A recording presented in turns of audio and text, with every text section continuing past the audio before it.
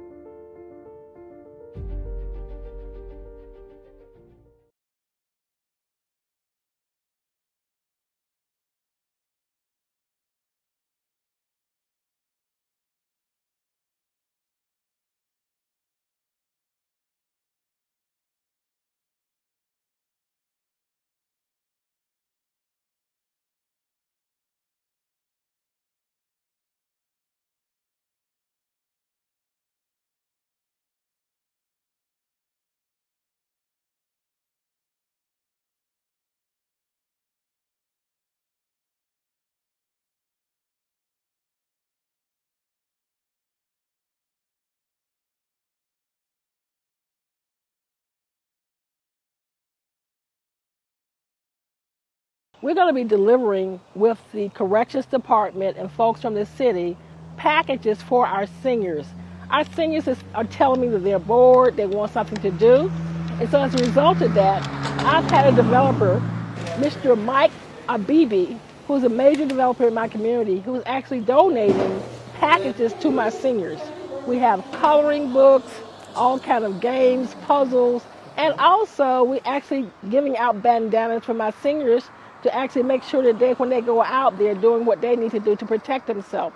I'm so blessed to have this developer, and along with Columbia, a High Point here in my community, because it's a great development.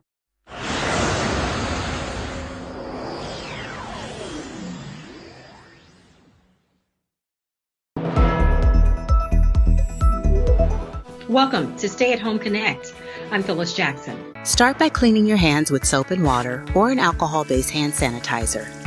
Make sure the face cover or mask covers your face from the bridge of your nose down to your chin. Uber kicks off a new policy requiring its drivers, delivery people, and riders to wear masks. Uber drivers have to verify they're wearing a face covering by taking a selfie, which is then sent to the rider via app messaging.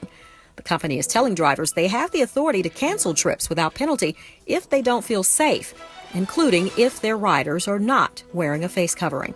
It's common knowledge among the medical community that respiratory viruses can be transmitted through droplets from coughing or sneezing. What's less widely known is that normal speaking can also transmit viruses, which leads to serious implications when it comes to COVID-19. Scientists used laser technology to show saliva droplets that cannot be seen with the naked eye. A study involving the National Institutes of Health and the University of Pennsylvania reveals that the airborne lifetime of these small speech droplets can be anywhere from 8 to 14 minutes. The CDC recommends wearing face coverings when social distancing becomes a challenge. The study was published in the Proceedings of the National Academy of Sciences. Atlanta City Council member Antonio Brown sponsors a free COVID-19 testing event with the Family Health Centers of Georgia. I'm super excited. I'll get my results in 48 hours, and I'm encouraging everybody in our communities to come out and get tested. That's going to do it for this edition of Stay at Home Connect. Have a great night.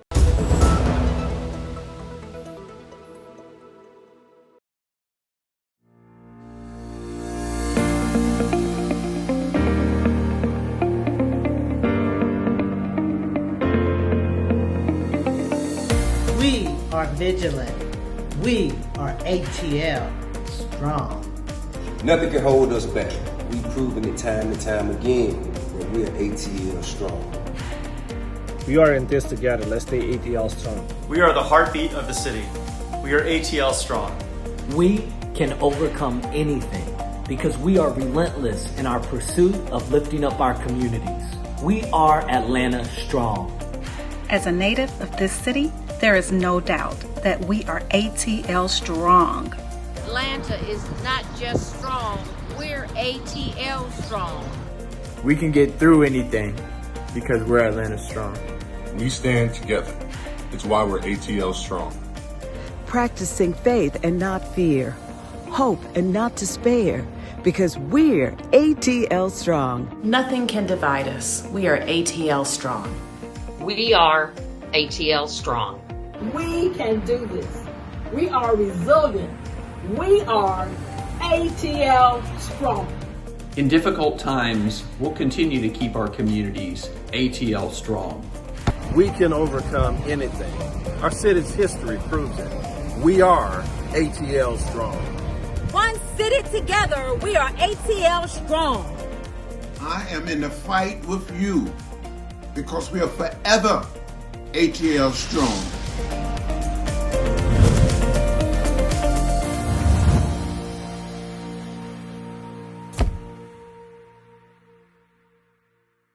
Well, we're here today to try to be our brother's keeper. We're helping to provide a full pantry of groceries to families around Atlanta. We've got cabbage, we've got chicken, we've got canned goods, we have milk, we have fresh vegetables, we've got fruit, and we've got frozen items to distribute to the families around here to make sure that they can help get through this pandemic in a more whole sense and fashion. You know, the city of Atlanta is still basically closed. The virus is still rampant in Atlanta and Fulton County. We're ground zero for not only existing cases, but for new cases. So we want to try to help alleviate the grief that some of the families have felt economically by helping to provide these groceries so that they can have, you know, a full meal in their home while they're sheltering in place.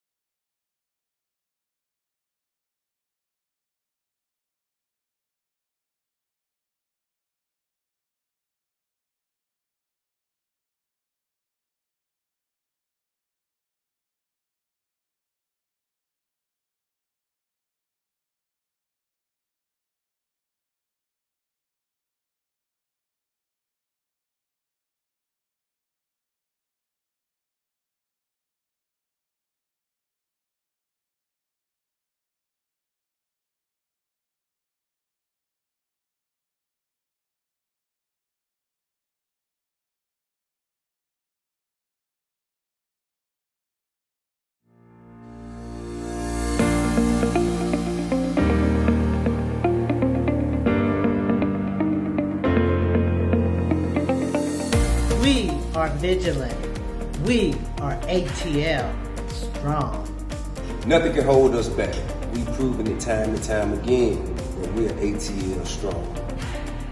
We are in this together. Let's stay ATL strong. We are the heartbeat of the city. We are ATL strong. We can overcome anything because we are relentless in our pursuit of lifting up our communities. We are Atlanta strong. As a native of this city, there is no doubt that we are ATL strong. Atlanta is not just strong, we're ATL strong. We can get through anything because we're Atlanta strong. We stand together. It's why we're ATL strong. Practicing faith and not fear, hope and not despair, because we're ATL strong. Nothing can divide us. We are ATL strong. We are ATL strong. We can do this. We are resilient. We are ATL strong. In difficult times, we'll continue to keep our communities ATL strong. We can overcome anything. Our city's history proves it. We are ATL strong. One city together, we are ATL strong. I am in the fight with you because we are forever ATL strong.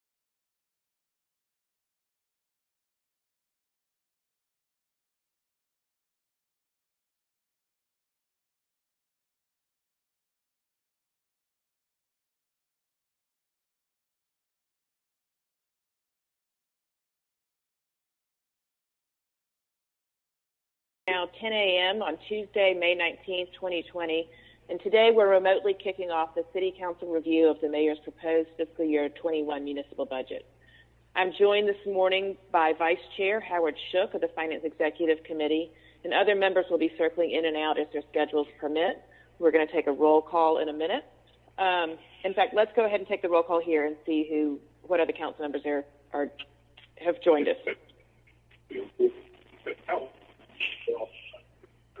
Good morning, everyone. Council President Felicia A. Moore.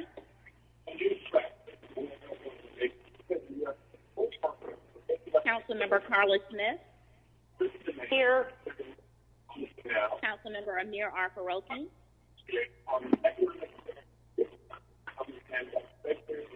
Councilmember Antonio Brown. Councilmember Cleta Winslow.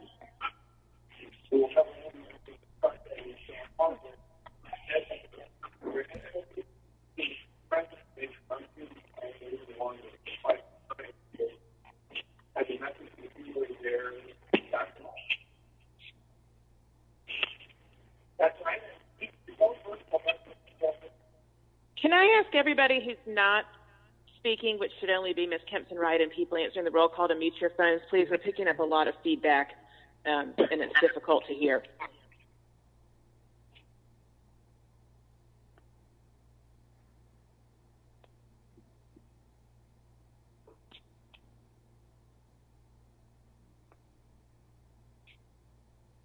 Ms. Kempton Wright, can you continue?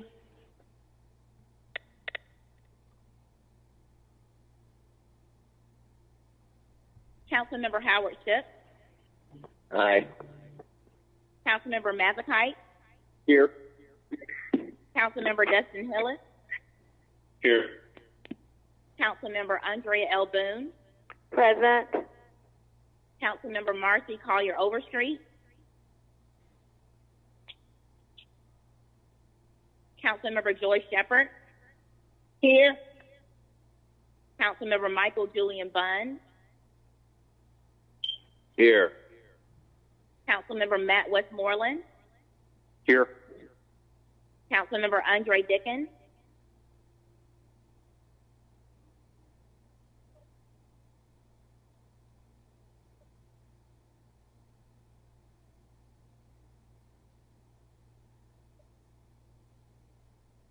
Council member, I have a total of 9 council members that are present at this time. Okay, and Councilmember Antonio Brown is present, but just having technical difficulties at the moment. All right, then I am going to move forward. We will be joined by other members as they cycle in and out, as their schedules permit, and as people deal with some of the technical difficulties that they're having. For today's schedule, the Department of Finance will lead our review with the fiscal condition of the city, the budget development process, non-departmental, capital and trust funds, debt service, the cash pool, and investments. The proposed budget is available online, and budget books were received by council members last week. At the completion of each topic, council members will be able to ask questions. So council members, please use our internal application to flag to me that you wish to speak, or send me a text if you're unable to use the Teams function. With that, I would ask that our Chief Financial Officer, Roosevelt Council, introduce his team and kick things off.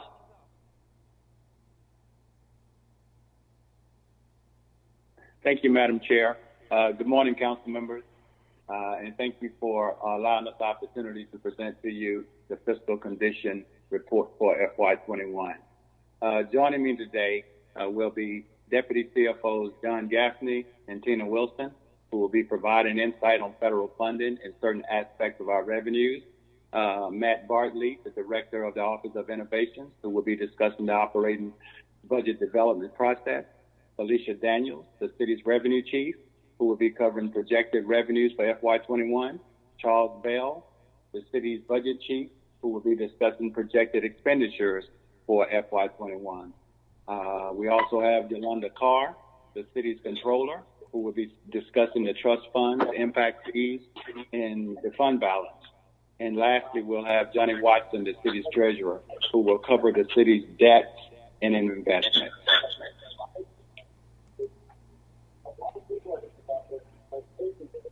So fiscal year 21 is shaping up to be one of the most challenging years the city has experienced and endured in quite a while. The very fabric of the city, state, and nation is being tested. Governments at all levels have shut down large swaths of the economy in order to flatten the curve of the pandemic, which is causing a ripple effect in unemployment and consumer spending, or GDP. The length and the depth of the recession and the speed of the recovery will depend primarily on how soon and how fast the government lift restrictions on economic activity, provide financial stimulus to the economy, and create assurances with the public that the health risk is being addressed in a positive way. It almost entirely would take much longer to restart the economy than it has actually taken to shut it down. Right. But most do not believe that this is the beginning of yet another Great Depression. That's primarily because it appears that both monetary and fiscal policy responses will be timely and substantial. Also, the economy was in reasonably good shape when the pandemic began. Household balance sheets were in great shape, and Georgia's pipeline of economic development projects were full. So the Department of Finance recognized early on that the impending impact of COVID-19, and we began to develop parameters around identifying which revenue streams would be affected. We have identified those revenue streams. The challenge we had before us was how quickly could we assess the impact with limited information as we prepare for the fiscal year 21 budget. We needed to construct a predictive model that would produce the levels of revenues that we can expect based on how long this pandemic may last. We needed to take our revenue data over the past 10 years with the primary focus on the last 12 months from the pre-COVID timeframe and layer over it macroeconomic assumptions and specific revenue streams information to really estimate the impact of COVID-19. Given a short period of time to get this accomplished, we engaged Deloitte Consulting to assist us in building this model. This model also includes the use of their in-house economists. The model itself that we have produced reflects our best effort at predicting what revenues we can expect to collect over the next 5 years. The model reflects 3 different scenarios, accounting for varying durations of citywide business closure, public policy actions, and recovery time. Started in March of this year, we have modeled a 9-month closure, a 6-month closure, and a 4-month closure. Our goal is to continue to refine our numbers as public policy continues to adjust to COVID-19 and as more revenues data becomes available. We will be modifying the 5-year plan using the model and reviewing actual revenue data to date and policy scenarios to produce the plan prior to the budget adoption. So, Madam Chair, we would actually begin the presentation. Okay, and I'm just going to pause for 1 minute and acknowledge that Councilmember Madeline Archibong was with us at 10 a.m., but we were having some technical difficulties. So I just want to acknowledge that she's here with us. So thank you, and go on. All right, thank you. If we can move the slide forward to the agenda.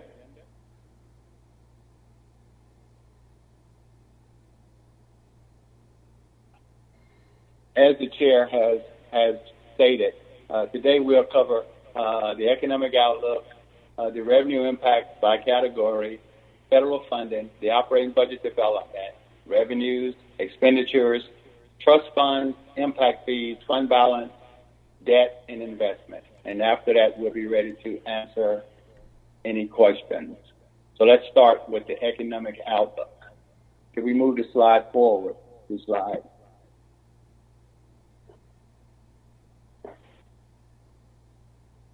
The economic outlook for COVID-19. So the COVID-19 pandemic has already caused sharp drops in employment and economic growth. Unlike the 2008 financial crisis, COVID-19 is an external shock that is disrupting the entire economy, rather than originating from within the financial system itself. So this is unprecedented and uncertain environment that we're in. There's serious impacts on the City of Atlanta's general fund and future revenues. There are several major categories of municipal revenues that will be affected by the pandemic differently based on the underlying economic activities from which they have derived. But Atlanta has benefited from a strong U.S. economy that has seen growth in recent years. But even before COVID-19, many economies were forecasting a recession or slowdown of economic activity. Leading up to the current circumstances, the City of Atlanta was well positioned to be able to withstand these impacts due to a variety of reasons, including lower unemployment and higher median household income than the national average, diversified economy that is overtly relying on industries sensitive to the COVID-19 public health impact, and a diversified tax revenue structure that isn't dependent on a single source of revenue. The City of Atlanta's general fund has received between $687 million to $717 million in revenue per year since fiscal year 17, with the largest source of funds being property tax, license and permit, local option sales tax, and public utility and alcohol, beverages, and other, in that order. Next slide, please. Considering varying revenue impacts, including citywide business closure and recovery rates, present a wide range of possible revenue impacts. As the public health outlook becomes more clear, the economic projections and range of financial estimates will sharpen in focus as well. Some of the short-term impacts that we see, approximately 40% of the general fund revenues come from property tax and public utility franchises and are secure in the near term. Sales tax and permit license fees are vulnerable in the short term due to the business closure and reduced household spending. General fund revenues will see a decline of up to approximately $40 million in FY20.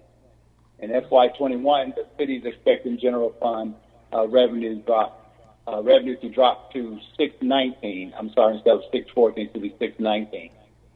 The long-term impact, much of the general fund's revenue comes from property tax, and the effect of COVID-19 on those revenues will lag by roughly 3 years. Therefore, there may be a decline that ranges from 9 to 46 million between fiscal years 23 and 24. Additionally, based on how long businesses are shut down, we could see varying rates of overall recovery depending on closure impact to unemployment and consumer spending. Next slide.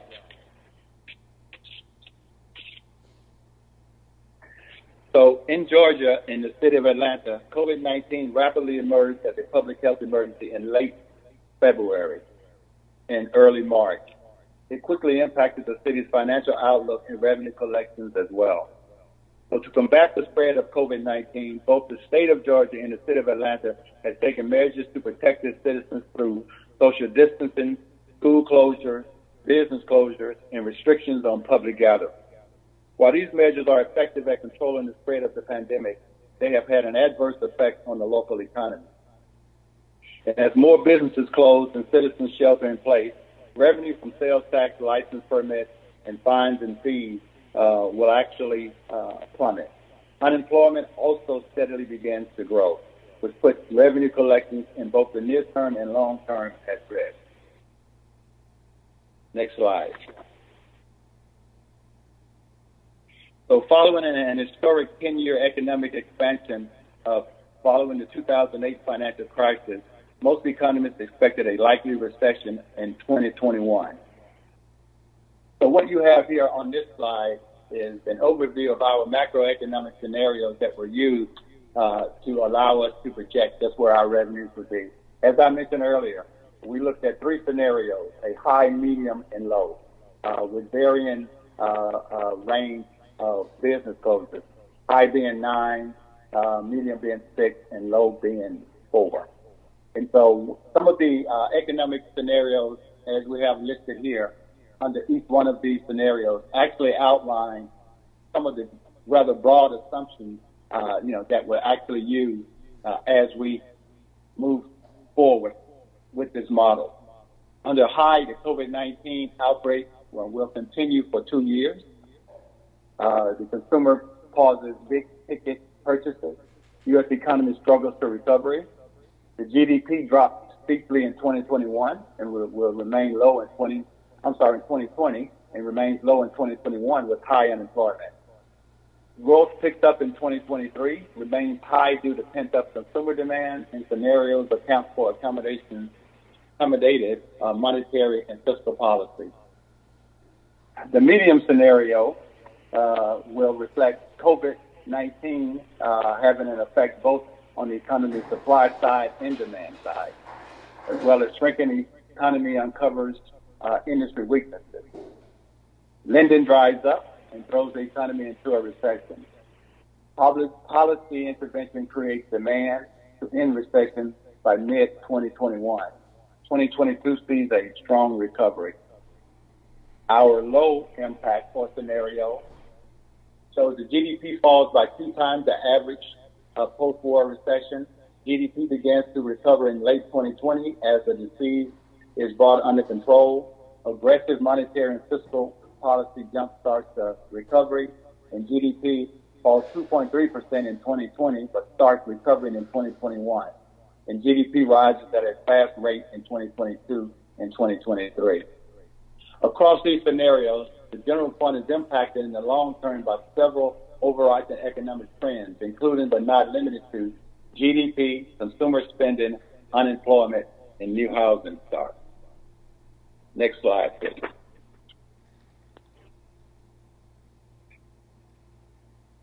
So there are a number of micro-level unknowns that policymakers and officials must navigate as the COVID-19 pandemic progresses, including public health development, related public policy responses, and associated economic and financial impact.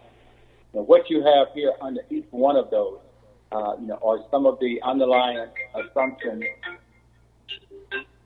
or impact to each one of these. Under public health, current infection rate and spread, resiliency of hospital and public health systems, immunity and reinfection rates for recovery.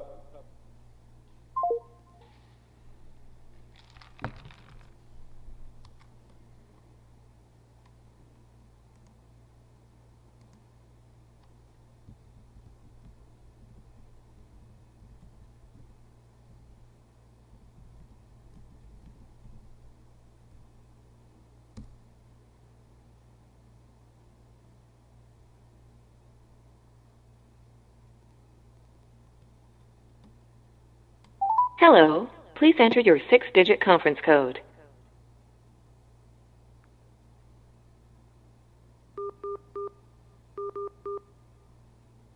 Welcome to conference calling. We will now connect you to your call. Please enter your attendee PIN followed by star. If you do not have your attendee PIN, just press star. Please say your name.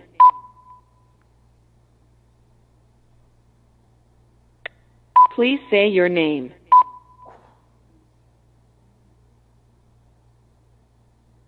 Collection formula. Next slide. So our initial analysis shows that across all three scenarios, we can expect immediate near-term recessions followed by drastically different results in fiscal year 21. If we were to look at each one of the scenarios, the high revenues will continue to decline amid a long-term economic depression. Under the medium, we see the city's finances tracking the initial recession but followed by quicker bounce back. And under our low scenario, quick recovery allows general fund to continue moderate growth from fiscal year 21 all the way through fiscal year 25. And some of the key insights here is that all scenarios are assuming a near-term economic recession. The high scenario, as I mentioned, implies likelihood of an extended economic depression, which is our worst scenario, and up to 109 million potential decline in overall revenue, municipal revenue for FY21. Business closure leads to near-term shock for consumer spending and spike in unemployment, and sales tax and business license revenue is affected immediately in fiscal year 20, and hits to property tax lags by approximately 3 years, as I stated. Next slide. Line muted. Next few slides will show the impact of revenues by category. Okay, with key assumptions that was used, and in the analysis of each category, along with key insights that were reflected as well. So this particular slide here is a reflection, is a composite of all of the revenue categories: property tax, license and permit revenues, local option sales tax, public utility, alcohol, beverage, and others, all other revenues, fines, forfeitures, and penalties. And what we've done is that we've actually modeled from fiscal year 20 all the way out through fiscal year 25 the revenue impact for each, and each one actually being shown as it applies to each one of the three scenarios that we've laid out. Next slide.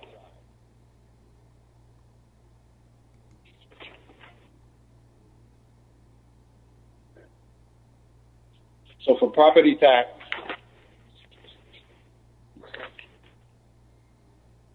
as I've stated, property tax makes up a substantial base of the city's municipal revenues, just over 30% in fiscal year 19, and they are less sensitive to the near-term economic shock caused by the coronavirus.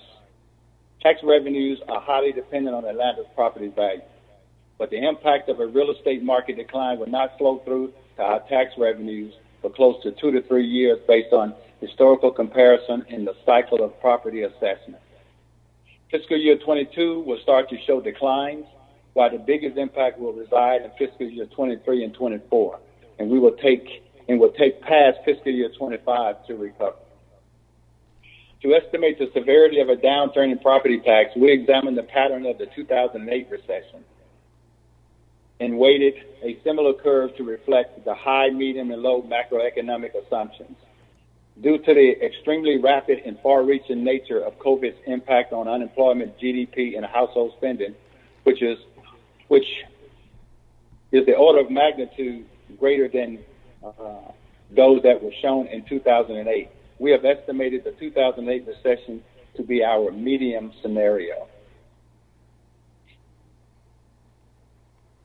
Some of the key insights for property tax is that growth is reliant on three key underlying factors: housing stock, local price levels, and new housing starts and foreclosures. And also the Case-Shiller Index experienced a roughly 30% decrease in housing patterns from peak to trough from 2008 to 2013. At approximately 30% of fiscal year 19's municipal revenues, the anticipated decline in property taxes represent a major long-term revenue risk. But based on historical comparisons and proper assessment cycles, the impact on property tax revenue is assumed to lag approximately 3 years. A couple of the key assumptions here were that the impact is delayed by 3 years and based on the reduction of property values following the 2008 recession, and treated 2008 housing market decline as a medium scenario with multipliers applied for high and low alternatives.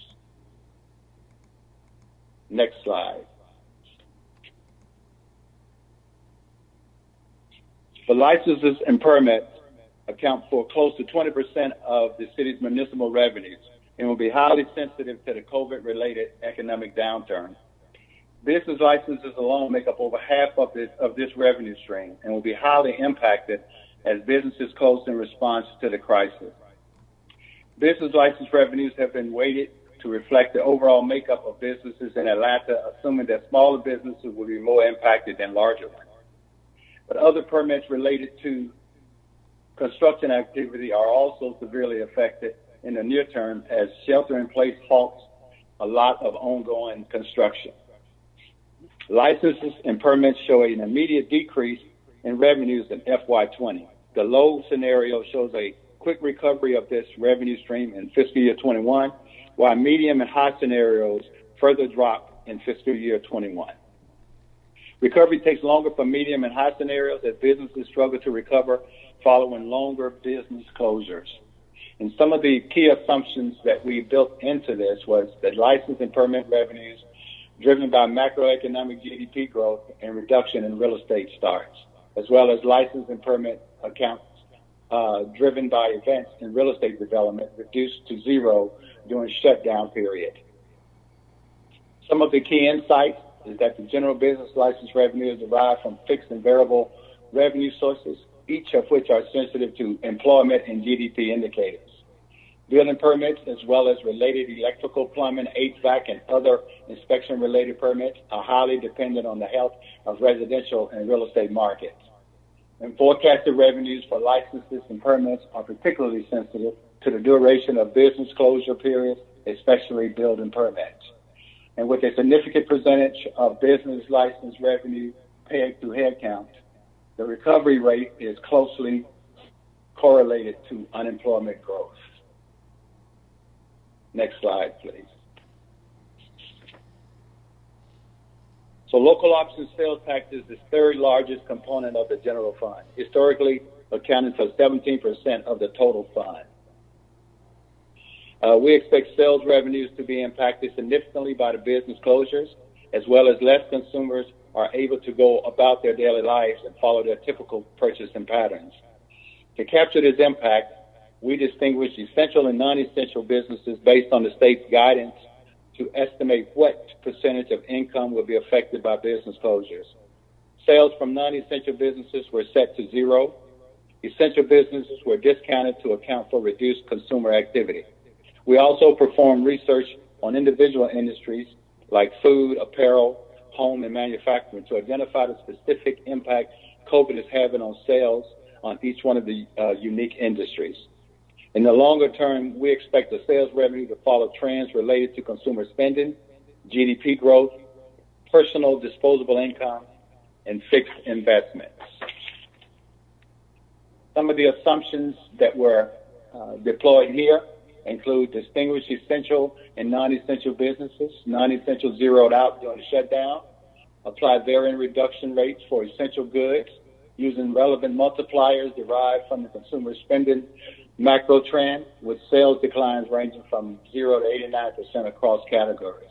Longer term recoveries track GDP, consumer spending, personal disposable income, and fixed business investments. Some of the key highlights across scenarios, fiscal year 20 revenues dropped steeply, driven primarily by steep shocks to the consumer spending based on business closures. Around 80% of the revenue stream is concentrated in categories mostly driven by consumer spending patterns across goods and services. In the longer term, the medium and low risk scenarios are buoyed by a strong boost to consumer spending and fixed business investment. In longer term, high risk scenarios, lost revenue recovers slowly due to low consumer spending, GDP growth, and fix business investment. Next slide. Public utility, alcohol beverage, and others is the fourth largest component of the general fund, historically accounting for a little less than 16% of the total fund. Almost half of this revenue is comprised of the public utility franchise fees, which we do not expect to be impacted by COVID based on long-standing contracts and lengthy timelines to renegotiate such contracts. For the other components of this revenue stream, we distinguish essential and non-essential businesses and reduce revenues from non-essential businesses to zero and applied varying reduction rates to insurance, alcohol sales, motor vehicle sales, as well as motor vehicles based on GDP and consumer spending. In the longer term, we expect this revenue stream to be mostly driven by GDP and consumer spending.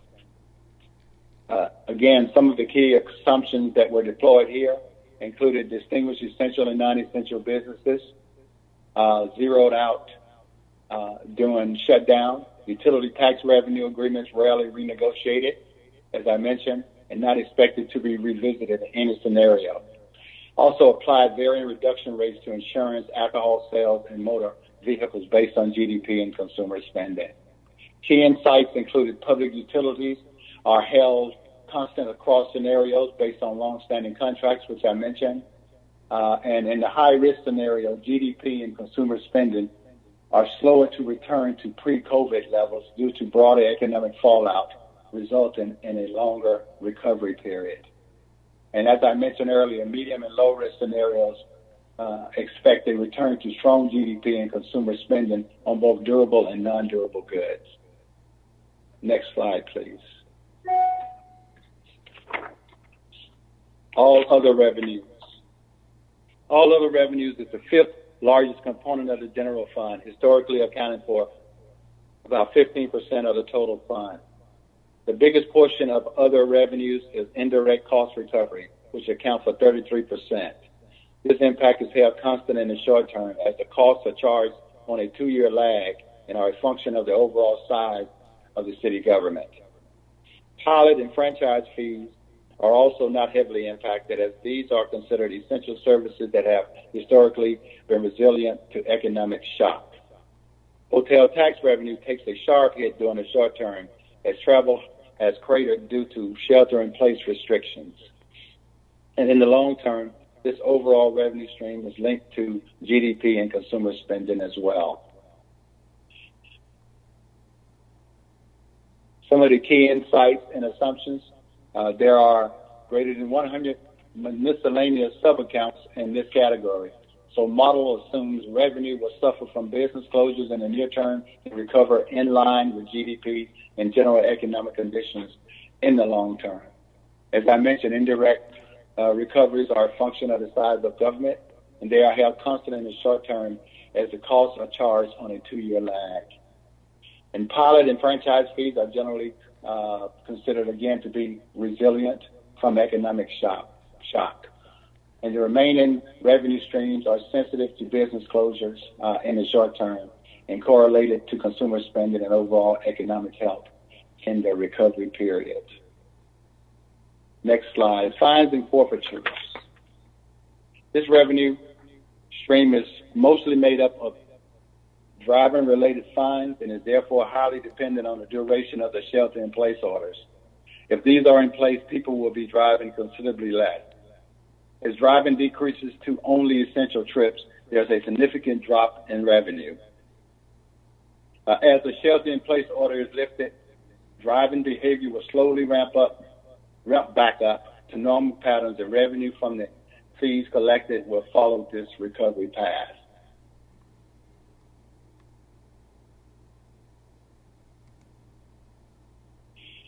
Some of the key assumptions here is what I mentioned. Court fees are zeroed out during shutdown period with limited spike among resumption of criminal proceedings due to limited court capacity. As well as I mentioned, traffic fines and moving violations are assumed to come to a halt, zeroed out for non-essential trips during the shutdown period. I think I've covered most of the key insights and what I just mentioned.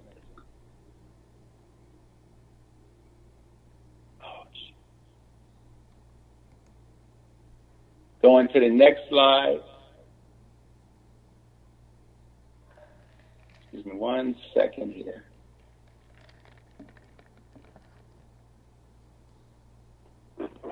I'm just going to jump in for one moment, Okay. CFO, while you're looking, and recognize that we've been joined by Council President Felicia Moore, Councilmember Marcy Overstreet, and Councilmember Amir Faroqi.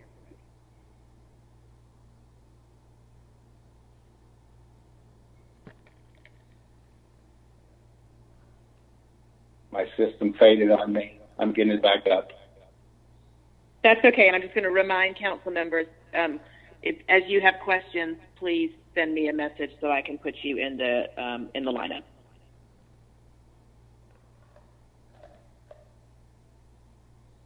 And if I didn't say, we, Councilmember Andre Dickens is with us this morning as well.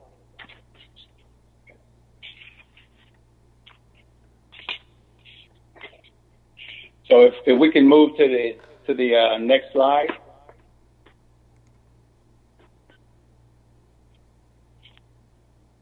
On this slide, I just really wanted to cover some of our potential next steps here, which is we expect to refine our economic assumptions as more clarity around the outbreak and the business closures emerge, as we've seen with some of the governor's orders.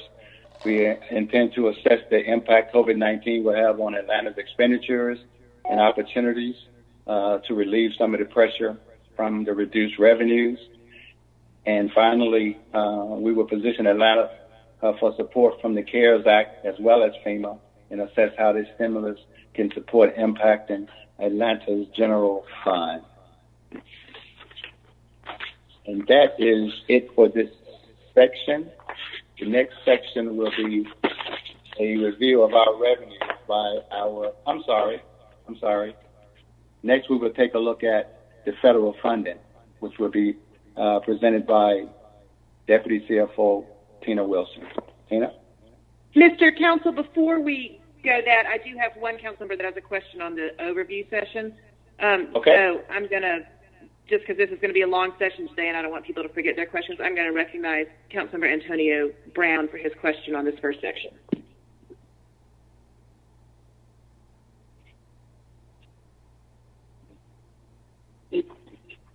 Chairwoman, did you recognize me? I did. Okay, I'm so sorry. So I have quite a bit of questions. Should I hold them till the end, or should I ask them now, just for Well, clarity? I didn't know if you had a question specific to the information that we just reviewed. I was going to allow you to ask it now, but if you just want to wait and ask all of your questions at the end, we can do it that way also. I will ask at the end once the presentation is complete. If I could just be put in the lineup. I appreciate you acknowledging me, Chairwoman. Sure. Okay. I will turn it back over to the finance team. Thank you. Ms. Wilson?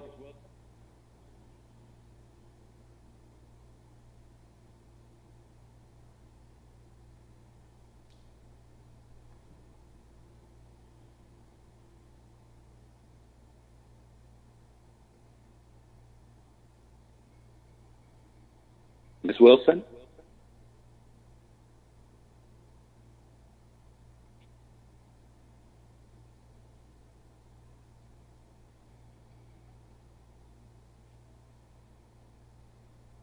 Can anyone hear me? Hello? This is Councilmember Ide. I can hear you, but I cannot hear Ms. Wilson. I cannot hear Ms. Wilson either.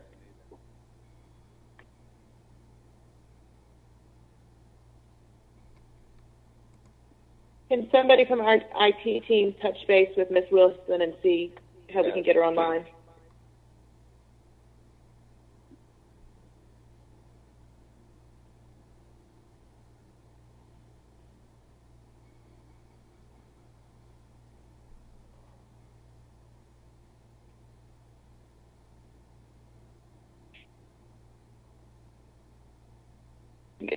Council staff is reaching out to Ms. Wilson, so we'll just give it a minute and we will get her online.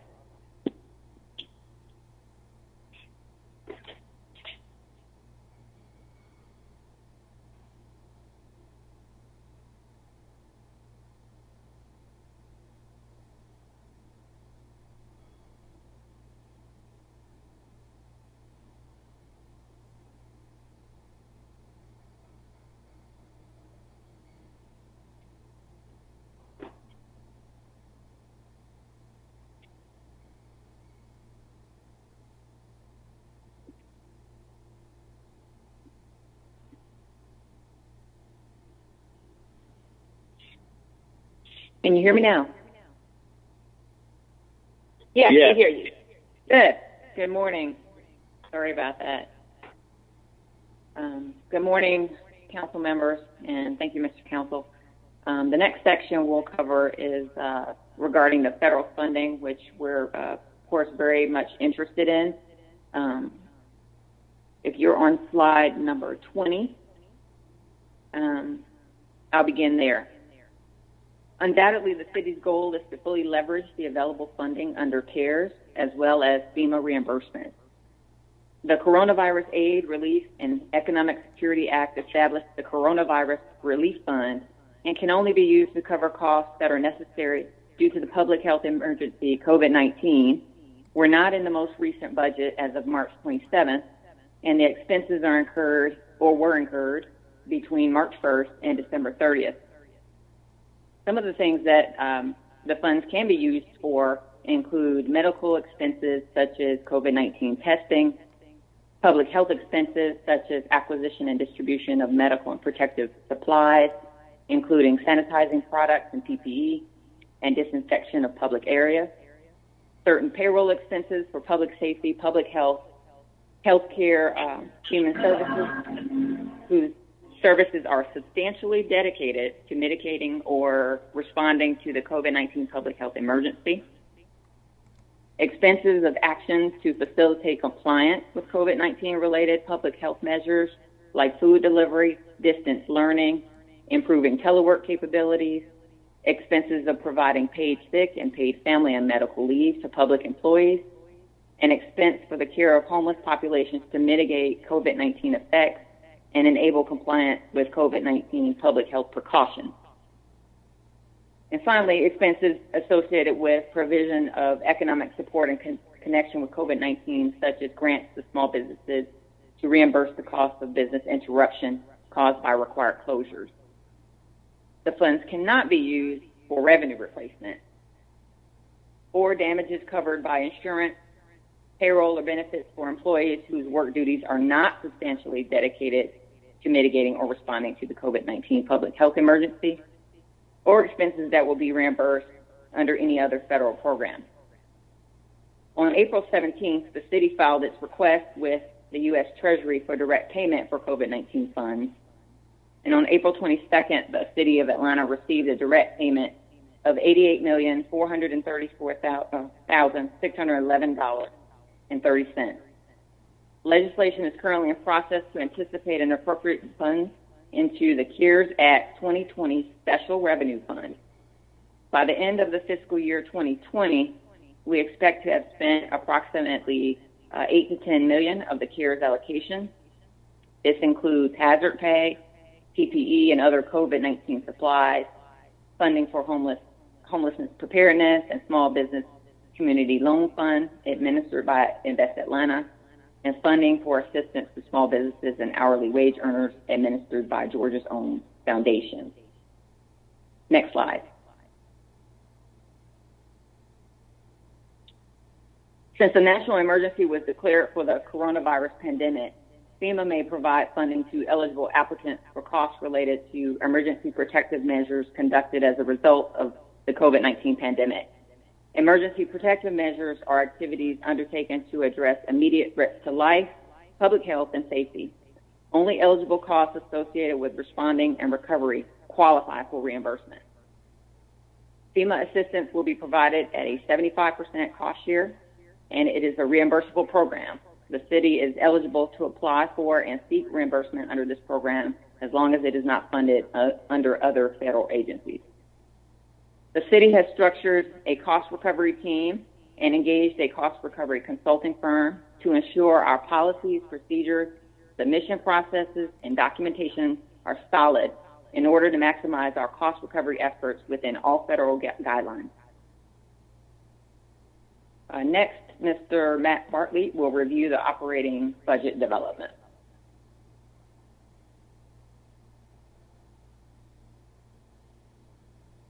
Thank you, Ms. Wilson. Mr. Bartlett, you have the floor.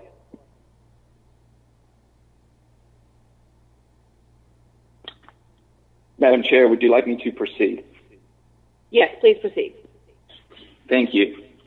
Good morning, council members. Matthew Bartlett, Mayor's Office of Innovation and Performance. I'm joined on the call for this section of the presentation by Joshua Williams, the Chief Operating Officer, as well as Jeffrey Norman, who oversees the HR department. Before the finance team gets into the fiscal details of the budget, we are going to walk you through an overview of the process we took to build the budget and the key operational objectives that are reflected within it. We will also spend a few minutes talking about personnel. Slide 23, please. Allow me to begin by saying that this was a very difficult budget to develop. In the space of only a couple weeks, we had to pivot from a revenue outlook of nearly $700 million to an updated baseline estimate of $614 that is reflected in this budget. This required us to, quickly refocus on measures to reduce costs. Our two main goals in doing so were, firstly, to maintain public safety and service delivery, and secondly, to minimize the impacts to our workforce. We have followed this approach and identified more than $30 million in budget expense reductions, which we will talk about a little later in the presentation. A major reason that we were able to avoid making bigger, more disruptive cuts is the fact that we have a fund balance reserve that exists to cushion the impact of economic shocks like the one we are seeing. In this budget, the fund balance is being used to supplement revenues to the tune of about $37 million.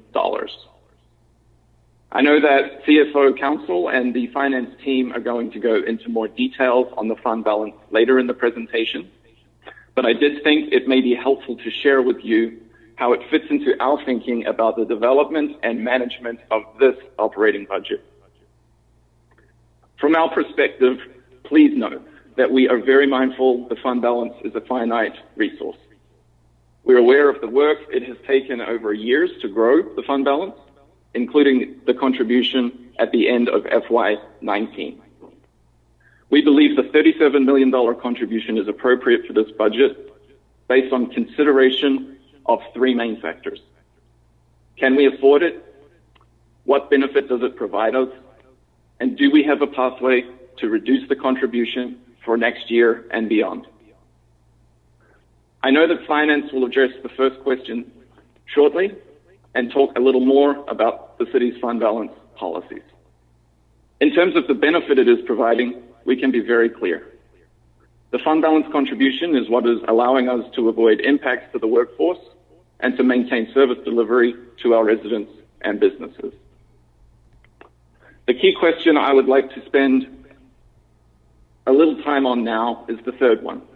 Do we have a pathway to reduce the contribution for next year and beyond? We have approached this budget as a spending plan to bridge us from the pre-COVID revenue trajectory we were on until recently to one that may require us to manage against lower revenue projections for several years. Getting there will require that we undertake a collaborative approach to identify ways that we can reduce costs. This is going to be important to help us get back to a situation where we can balance the budget with little or no fund balance and keep the city moving forward. We have a plan to do that in an orderly and thoughtful manner, which we will talk about more a little later in this presentation. Before we do, I would like to talk about some of the main puts and takes that are reflected in the budget book. Next slide, please. Slide 24. So the next couple slides are intended to highlight the key areas where we are adding costs and the key areas where we have removed costs in order to bridge us from the FY20 budget that was adopted 11 months ago to the budget that is proposed for FY21. This slide calls out the 4 or 5 areas where there is incremental spending reflected in the FY21 budget. First, there is the APD compensation increases, which I know Chief Shields will speak more about when she presents the department's budget. There is also money reflected in the budget for maintenance, storage, and equipment associated with the police body cameras and related technology. Second, the budget reflects the second increment of raises for sworn members of the Atlanta Fire Rescue Department. This will increase pay across the ranks as part of the increase plan that was developed last year and implemented in January. Additionally, we have proposed increased resources to the Office of Inspector General. This budget reflects an increase of $200,000 for a total of $1 million for that office. The final cost relates to pension and benefit. There is an increase for pension and other personnel costs in the ballpark of $15 million in the general fund, as reflected on page 52 of your budget books. Next slide, please. Slide 25. So this slide tries to bring together the reductions we talked about earlier as well as the increases we just covered in a way that bridges the FY20 adopted budget of $677.6 to the FY21 budget of $673.4. If we stacked the items I mentioned on the previous slide on top of last year's budget, we would be looking at a number for 21 north of $700 million. The next slide is going to speak more about the reductions that are represented on this chart by the red bar that get us back to 673.4. Next slide, please. Slide 26. So here is a breakout of the major areas where we have reduced expenses for FY21. These are areas that we review during every budget process, although this year we have tightened in a number of places to reduce costs. The first bucket includes vacancies and attrition, which we can think about in two separate ways. Firstly, savings from not funding vacant positions in the budget, and anticipating additional savings from not backfilling some positions that will become vacant through natural attrition. We have applied more stringent approaches in both of these areas this year in order to reduce budgeted expenses.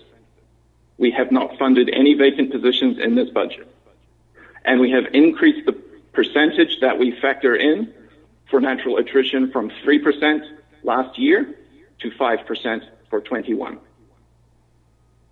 The second bucket relates to overtime, where we have seen a declining trend for the past several years. Next year's budget reflects a continuation of that trend.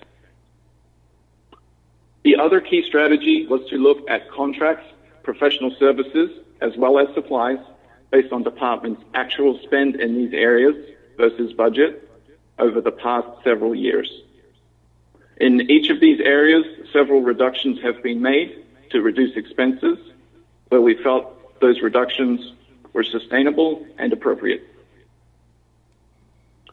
The last area is non-departmental, where we were able to tighten in one or two places, specifically the allocation for Grady water costs, again based on an assessment against actual spend. The cumulative effect of these measures has been to enable us to program a budget that accommodates the increases for police, fire, the Inspector General, and pension and benefits we mentioned earlier, while maintaining the workforce and reducing the total budget. We will go into more detail about specific reductions in specific departments as we go through their respective budget hearings this week and in the week after next. Next slide, please.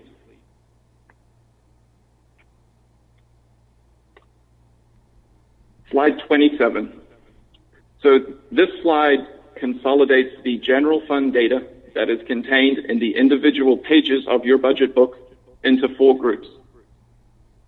The goal with this chart is to create a cleaner backdrop to look at some high-level budget trends and to discuss our plans to continue to drive savings during the course of FY21. Let me start by quickly defining each of the groups.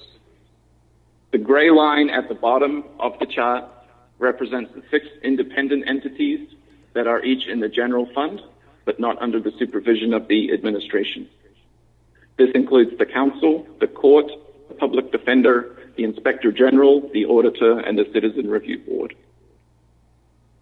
Second from the bottom is the non-departmental budget, which the finance team is going to review a little later in the presentation. The blue line at the top comprises the general fund expense budgets of the police department and the fire department. The red line beneath it includes all the other groups that are under the supervision of the administration.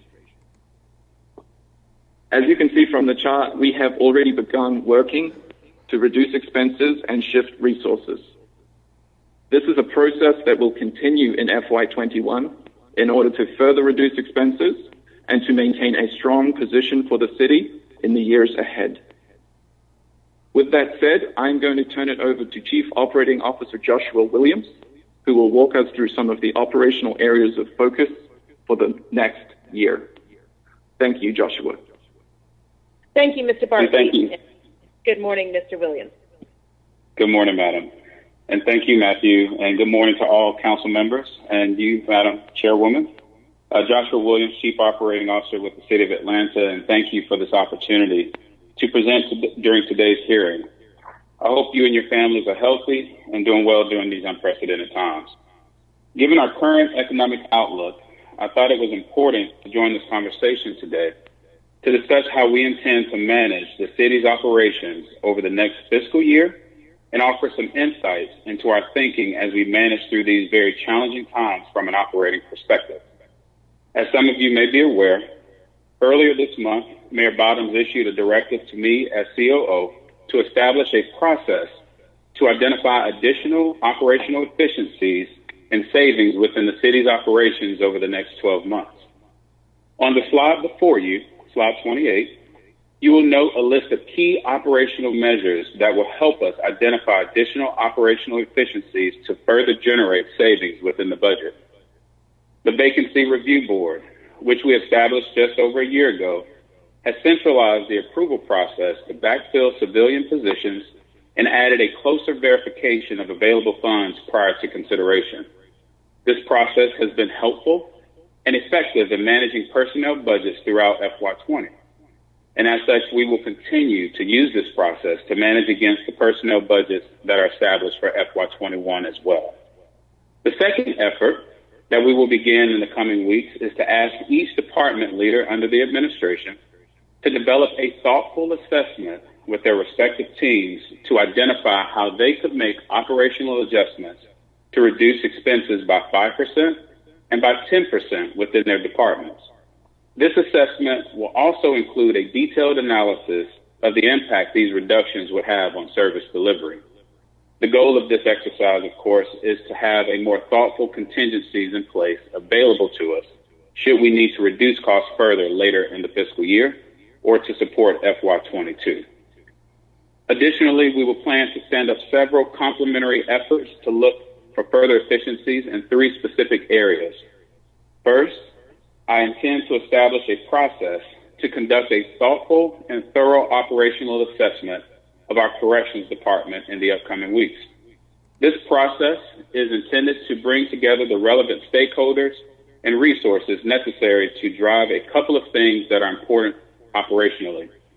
Number 1, first we must review the operating budget for the department to identify where further reductions are feasible. Second, to move forward with the work required to thoughtfully transition operations out of the current facility in support of the mayor's vision to reimagine the Atlanta City Detention Center. And then third, to work with the dedicated men and women of the department to determine where there may be opportunities to redeploy correction staff to support other operational and community-based priorities across the city. The next focus areas will be on other post-employment benefits, or OPEB, which we know is a complex area. The thinking here is to stand up a task force that brings together the right range of expertise and perspectives to see if there are ways that we could make tweaks that may contribute savings to the budget in future years. The final focus area will be on evaluating our back office functions to establish greater strategic alignment. What this means is taking a deeper look at where there are ways to reconfigure some of our work groups within HR, IT, procurement, executive offices, and other departments in an effort to increase productivity or reduce expenses.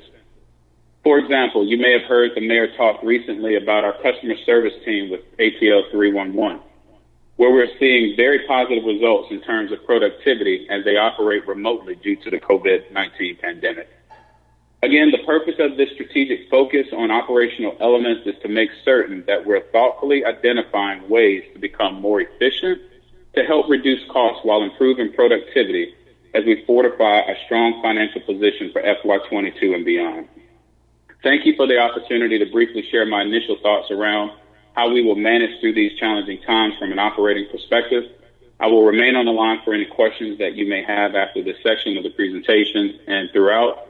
And next, we'll turn it over to Mr. Jeffrey Norman, our Interim Commissioner of Human Resources, to discuss a couple of key personnel budget topics and lead us through the rest of this section. Jeffrey?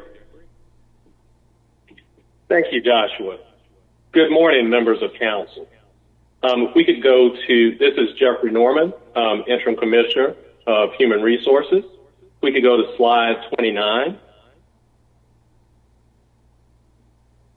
So up on this slide are 4 of the key personnel topics we wanted to discuss at the outset of the budget hearing. I will walk you through each of these areas, then we can pause for any questions. We can go to slide 30. Thank you.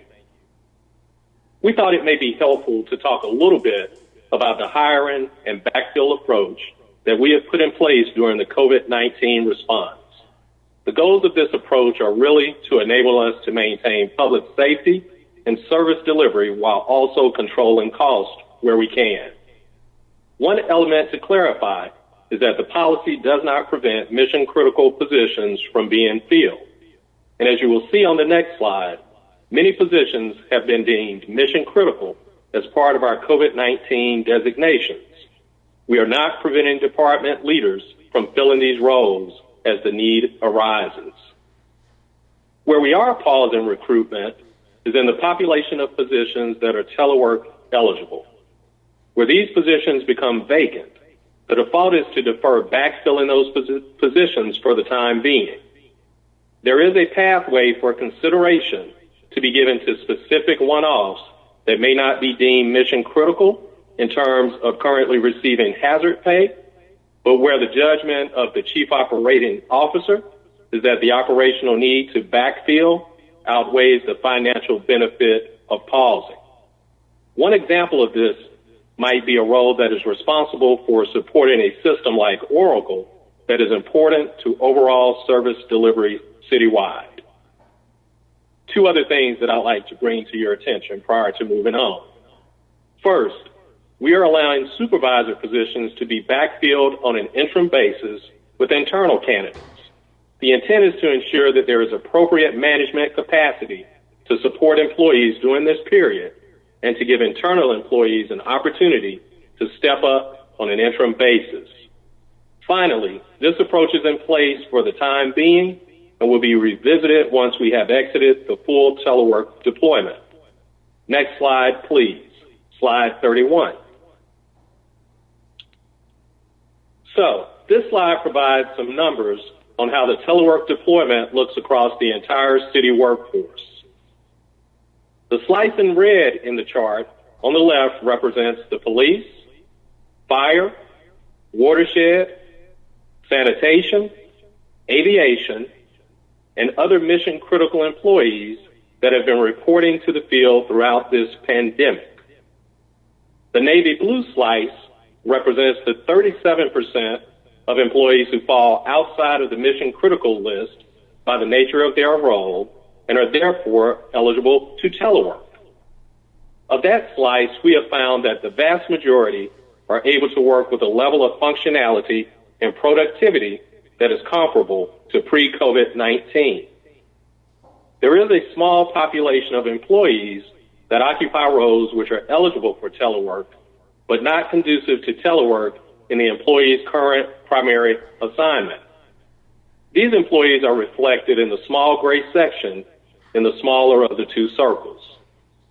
We have already been successful in repurposing several of these employees within their own departments, such as parks, to perform or support active COVID-19 special projects.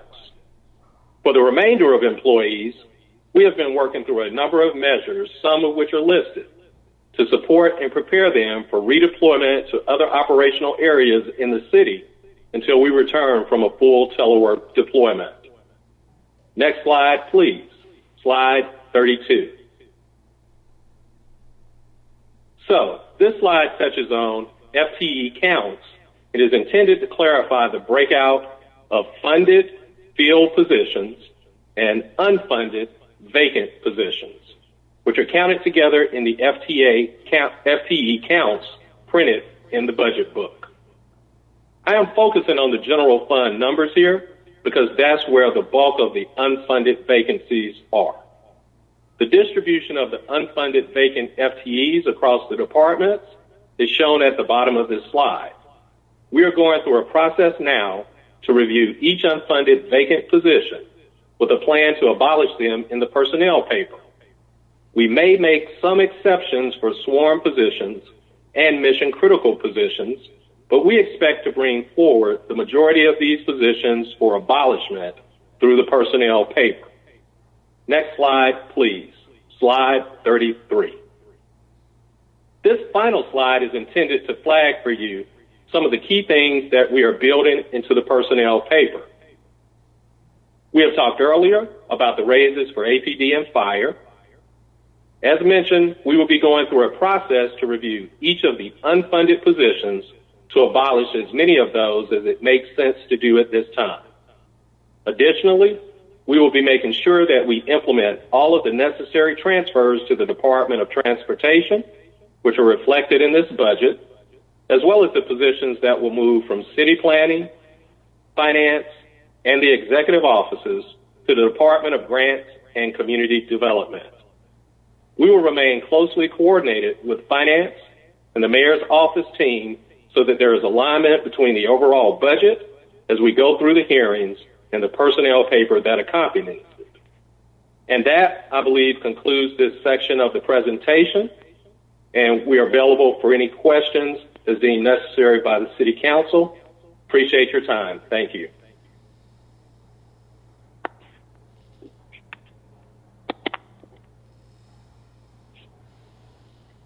Good morning. This is Felicia Daniel, Revenue Chief, Department of Finance. Can everyone hear me? Yes, we can hear you, Ms. Daniel. Excellent. So I will begin by discussing revenues. Our CFO has given a very comprehensive overview of the methodology and assumptions used to create the FY21 budget. I will follow up with some pertinent details. I will begin with slide 35.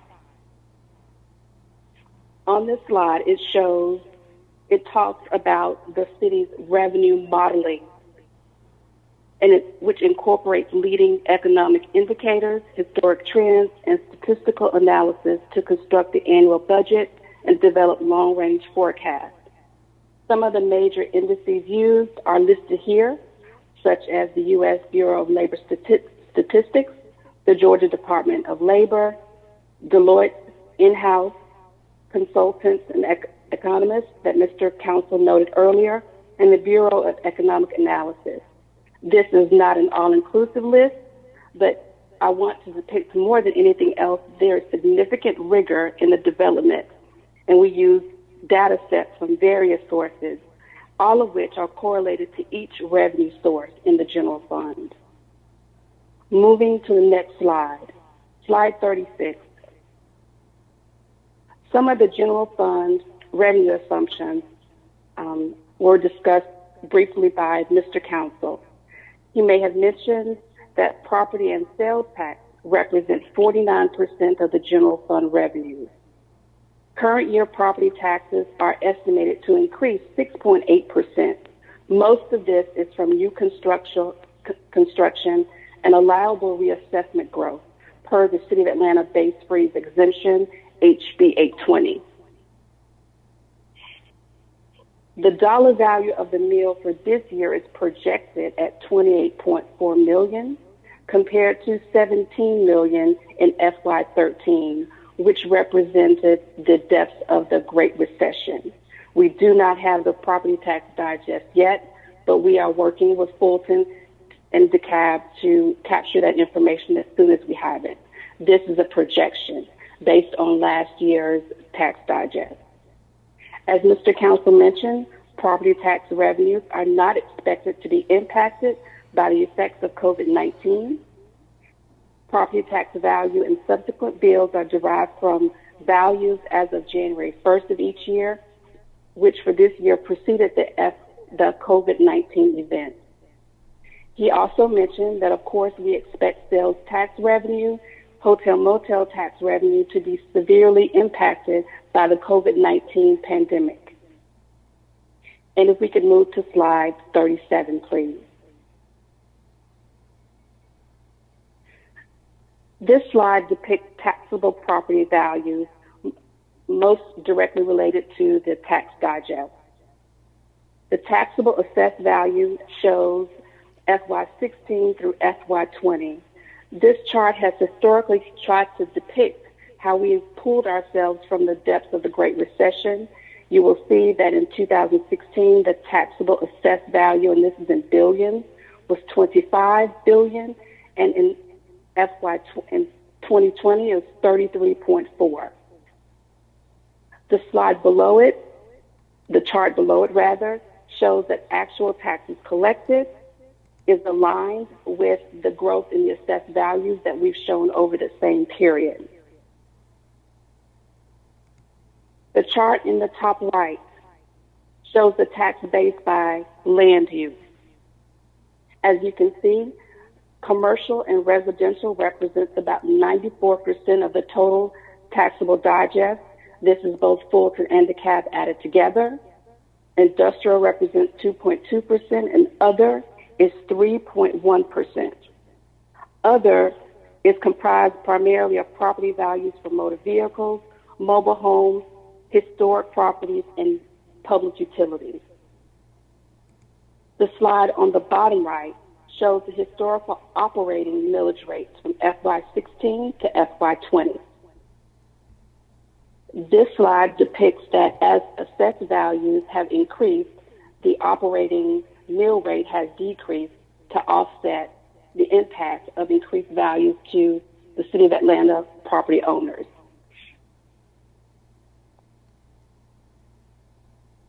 The next slide, slide 38, depicts the net tax digest and millage value over a 10-year period. It shows the depths of the recession again in FY13, where the assessed value bottoms out at $21.4 billion and increased to $33.4 billion in FY20. Over this 7-year period, it represents a $12 billion increase. It also shows the mill rate in those correlated years and the dollar value of the mill, which of course has increased from $16.8 million in FY13 to $26.7 million in FY20. This is a $9.9 million increase over that 7-year horizon. Briefly, the dollar value of a mill represents 1/1000th of a dollar. So a dollar for every 1,000. And that's how we calculate the dollar value of the mill. You can, in this example, you can take the tax revenue and divide it by the mill rate to get the top dollar value of the mill. The mill rate that's depicted here is simply the operating mill rate. I will note that there's a mill rate for bonds at 1.88 and parks at 0.50. The total mill rate for the city is 10.23.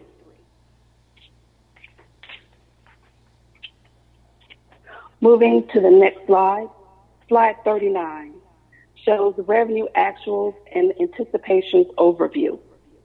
This chart just depicts the general fund anticipations since FY15. The green highlights one-time non-recurring revenue, and it is broken down at the bottom of the chart to give you an indication of those one-time non-recurring revenues that we cannot anticipate or expect to be a part of the general fund revenues in the outer years. In FY21, as we've noted, includes proceeds from intra-fund and intergovernmental transfers, and that's the Eastside TAD and the fund balance. Moving to slide 40, please.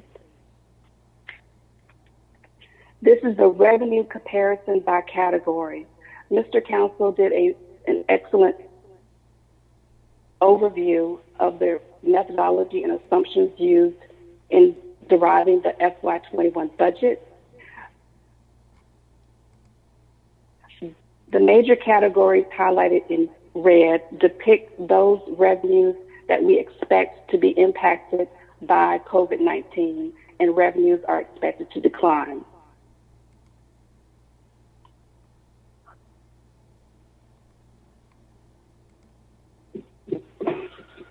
Licenses and permits in this major category represents about 48 revenue sources. As of last year in FY19, from March to May, licenses and permits were $61 million, and from March to May in FY20 this year, licenses and permits is currently $41 million. That represents a 33% decrease year over year. This is a way to highlight how COVID-19 pandemic has impacted revenues, particularly in this particular major category. Other revenues represent interest allocations, realized and unrealized gain or loss on investments, recoveries, proceeds from sale of capital assets. These are revenue sources that are challenging to budget for year over year. They are essentially miscellaneous revenue. Charges for services includes towing concessions, false alarm revenues, entertainment film application revenues, rezoning petitions. Overall, the FY21 proposed budget is $673.43 million compared to $677.63 last year, FY20. This represents a decrease of $4.2 million or 0.62% decrease year over year.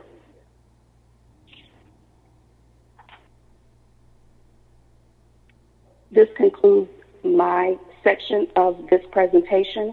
I will now turn it over to Deputy Chief Financial Officer, John Gaffney. Good morning, council members. Can everyone hear me? Yes, we can hear you. Thank you. Good morning.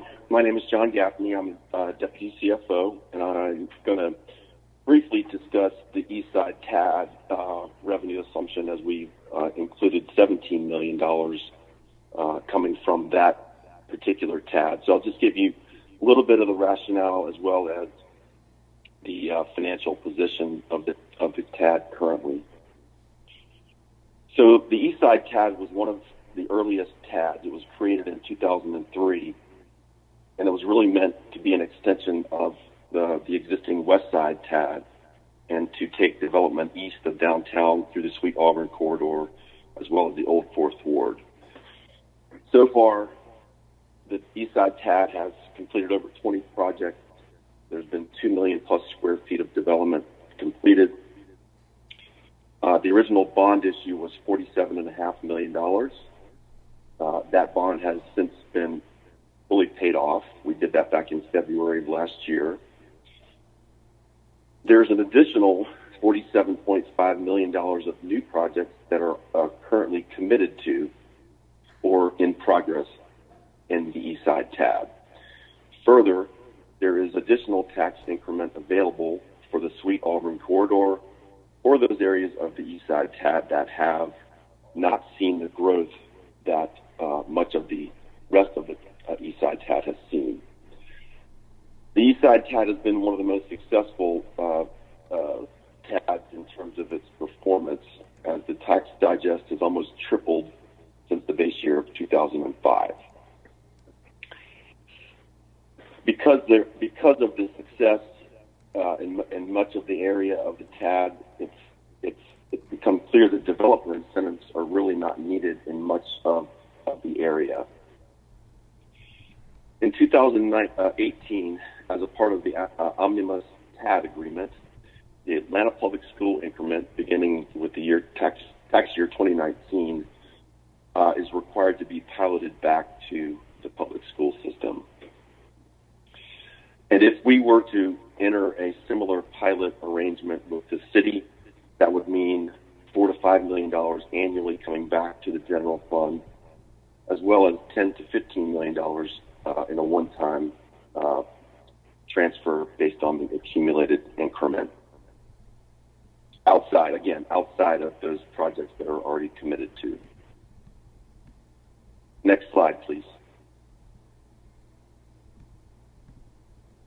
So on slide 42, this is a listing of each of the TADs listed in chronological order. You see the West Side TAD was the original, created in 1992, and we go all the way down to the stadium area. Actually, the corridor TADs, Campbellton, Hollowell, Metropolitan, and Stadium were all created in 2006. Now, what I've listed here is the annual increment that each of these TADs has most recently generated, as well as the cash and investment balance as of the end of March 2020. And then finally, the debt balance. And what you'll notice that's unique about the Eastside TAD is that it has a substantial cash and investment balance and no debt. That's what sets this particular TAD apart from the others. If you'll notice, Princeton Lakes, I believe that the development goals in Princeton Lakes have also been substantially met. And we could potentially take a look at that one to see if there's enough cash, unencumbered cash and investments to pay off the debt there as well. But the primary reason for the East Side, as you'll notice, is it's got substantial cash and no debt. And with that, I'm going to turn it over to Charles Bell to talk about the expenditure development.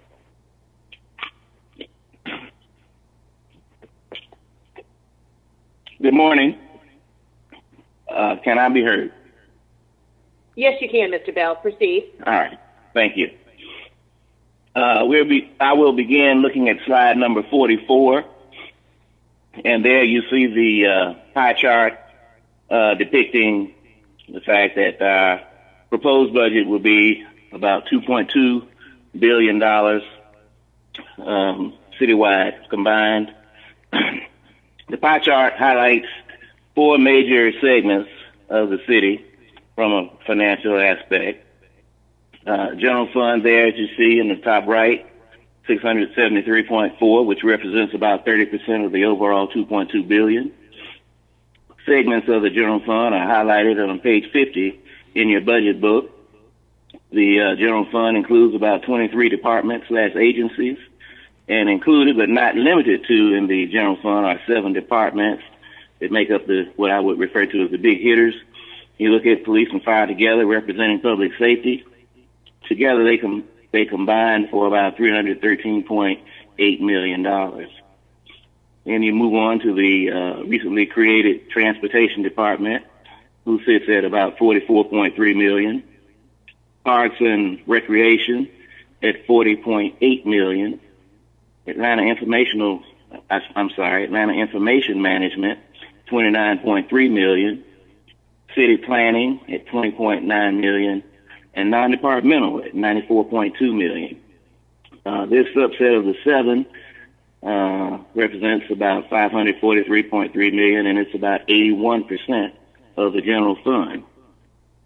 Then you see in the lower left quadrant both aviation and watershed management. Aviation is about $642.4 million at 29.3%, and the water department at $569.7 million at 26%. Collectively, they make up 54% of the city's budget. However, we do have a huge footnote here in these trying economic times of COVID. We're listing both of these budgets as being given to us in a pre-COVID type status. We fully expect that these departments will have some amendments coming forward. They have constantly been reviewing the economic situation, and again, they are certain to have amendments coming forward. And as you look at the fourth quadrant, top left, you'll see what we refer to as other funds. You'll see them listed there on the pie chart itself. Collectively, those 7, group insurance, solid waste, hotel motel tax, fleet service, emergency 911, rental motor vehicle tax fund, and city plaza, collectively they total $344.3 million. We'll go to the next slide, slide 45. You'll see that we have a chart here entitled Expenditure Comparisons by Major Category. And you see there on the left, personnel, contract services, supplies, capital outlays, interfund, interdepartmental charges, other costs, debt service, conversion summary, which is the reserve, and then other financing uses. As we take a look at that, this slide highlights the comparison of the FY20 adopted budget, our current budget, versus the 21 proposed. We also have on the left column there, with numerical column, the actual dollars spent in fiscal year 2019. The column there on the far right represents the differential between the current budget and the proposed budget. As you see, the first one there is about a difference of about $2.5 million, where you'll see we're looking to decrease the personnel services budget. In that time, you'll note that the revenue forecast that has come before you has taken a hit based on the anticipated impact of COVID-19. One of the primary strategies, again, for balancing this year's budget is freezing personnel to some degree. And we also included the strategy of defunding vacant positions. And that helped us tremendously as we're looking to do whatever we could, to have done whatever we could to work to balance the budget. Purchase contract services will decrease about $7.3 million from the current year. The anticipated impact of COVID-19 will stifle revenues, again, as we have reiterated, or as I reiterate. And part of the negative impact will result in budget reductions, which will be prevalent in purchase contract services area. Supplies. Well, supplies are budgeted as an increase of about $3.3 million. The increase is attributable to a spike of about $4.5 million in non-departmental. The spike is a result of a transfer of the anticipated greater water bill payments, formerly classified in the consultant account. So the $4.5 million is offset by decreases in supplies through the city budgets. Capital outlays are increasing about $4.95 million over the current year. This is a result of the contract for public safety cameras and equipment, and with support and maintenance of Axon Enterprises. They have been reclassified to capital outlay, and cost is roughly about $5.28 million a year over a 5-year period for that particular support and maintenance type contract. Interfund and interdepartmental charges, other costs, and other financing have changes in the FY21 budget that all register as almost nil. As well, reserves fit in this group, meaning no change, and we're proud to announce that they will remain at about $4.1 million during these challenging times. Other costs increase. As you see that, I guess it's about six items down. Other costs, it increases about $2.6 million, principally $2.4 million in non-departmental, which is due to the realignment of the budget for debt bond payments transferred from other financing uses for our Atlanta Urban Residential Authority bonds. And then, of course, debt service will decrease about $2.4 million in the upcoming fiscal year, and that's a result of, as we reported earlier in the year, a series of refinancings that took place in the second quarter of the current fiscal year. And now turn our attention to slide number 46. Slide number 46 here, we list the departments. And again, we show what happened per department in terms of actual expenditures in FY19, the adopted budget, meaning the current budget in FY20, and then what we propose for FY21. You'll see quite a bit of red in the variance column, which is basically FY21 minus FY20. What jumps out at you is if you go down about 8 departments, you'll see Department of Public Works. Basically, we've had a trade-off where the Department of Transportation, which is the next to the last department listed, will receive or take over the duties of much of what Public Works, or what we were accustomed to seeing Public Works do. And that's where you see Public Works going down $51.7 million and Department of Transportation coming up $43.57 million. Moving over from that, I'd like to note that police next on the horizon with a $12.1 million increase in FY21, followed by fire with an increase of about $4.95 million. This has so much to do with the investment and the staffing for sworn personnel. And then excluding non-departmental, which reflects about $2.83 million decrease, all other budget movement is under a threshold plus or minus of about $2 million. Again, I want to reiterate that the police department's general fund budget is up 12.1, $10.4 million in other expenses, 5.4 in capital outlays, which support maintenance for the police body cameras, and another $5+ million in contract services. Personnel budget, again, will be up about $1.7 million. As we go to the next slide, slide number 47, actually slide number 48, we highlight non-departmental comparisons. So as we talk about non-departmental, we provide an overview, and this is, again, non-departmental budget, which provides funding for various expenditures that generally are not specific to a single department. And the proposed budget, again, is $94.2 million. And when comparing FY21 to FY20, as previously mentioned, is a decrease of about $2.83 million. Non-departmental can be characterized in about 5 different categories. There you see at the top of your screen on the right, debt service, which is about $31.2 million, 33% of the pie. OPEB, other post-employee benefits, $26.5 million, which is about 28% of the pie.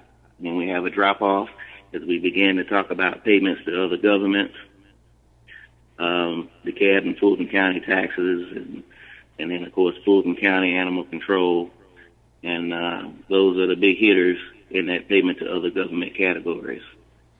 Restricted reserves, again, at $4.1 million. And then all other makes up about $22.9 million, which includes Invest Atlanta insurance expense, audit management fees, Atlanta Land Bank, water utility for Grady Hospital, and litigation. And that brings me to a close as I hand it off to our controller, Ms. Yolanda Carr. Thank you, Mr. Bell. Ms. Carr, you're on.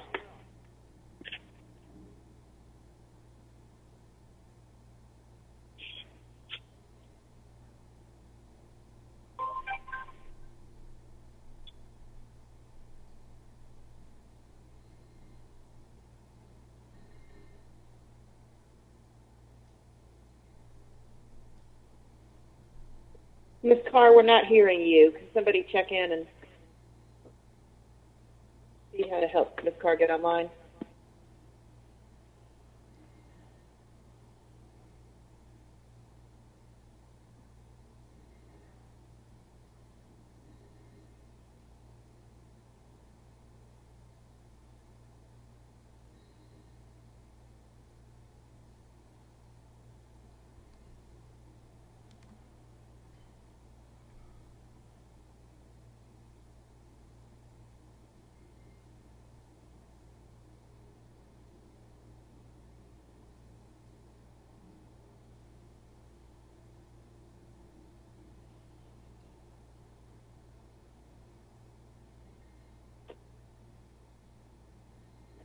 All right, I believe we're reaching out to Ms. Carr now to see if we can help with any technical problems, so we'll just give it another minute.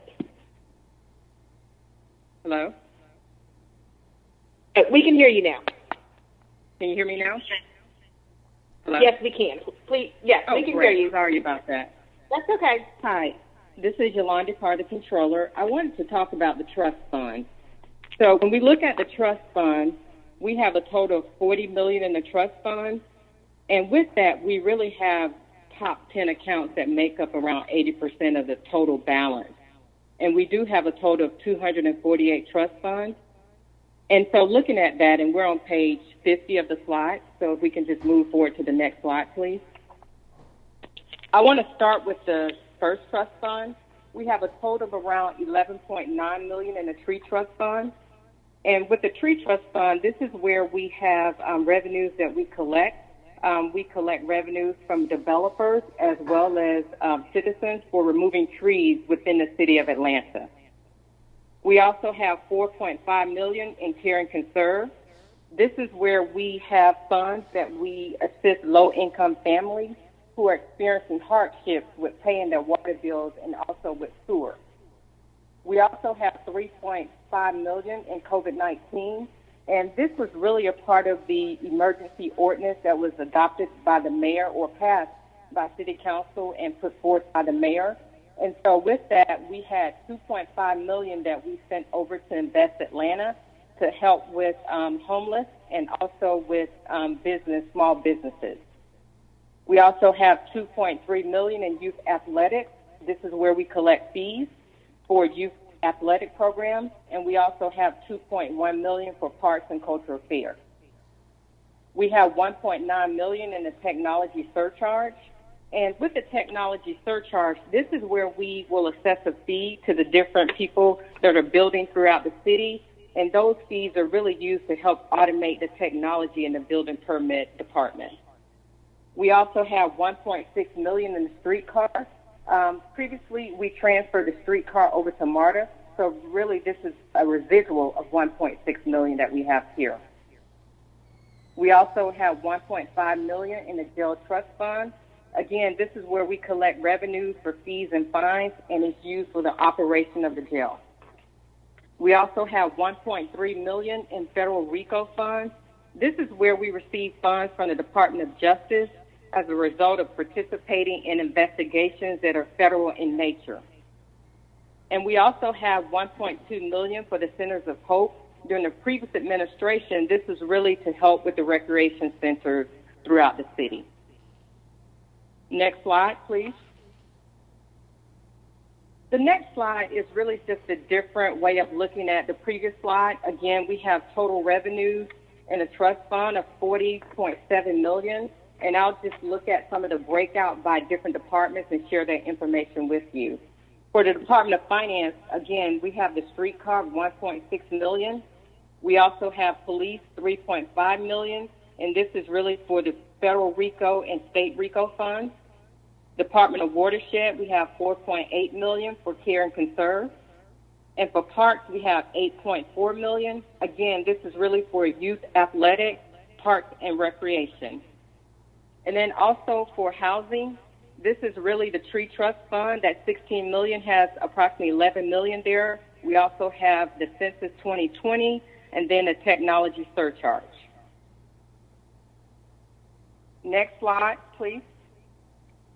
On the next slide, I wanted to talk about impact fees. So just high level, I kind of want to give a definition of what the impact fees are for.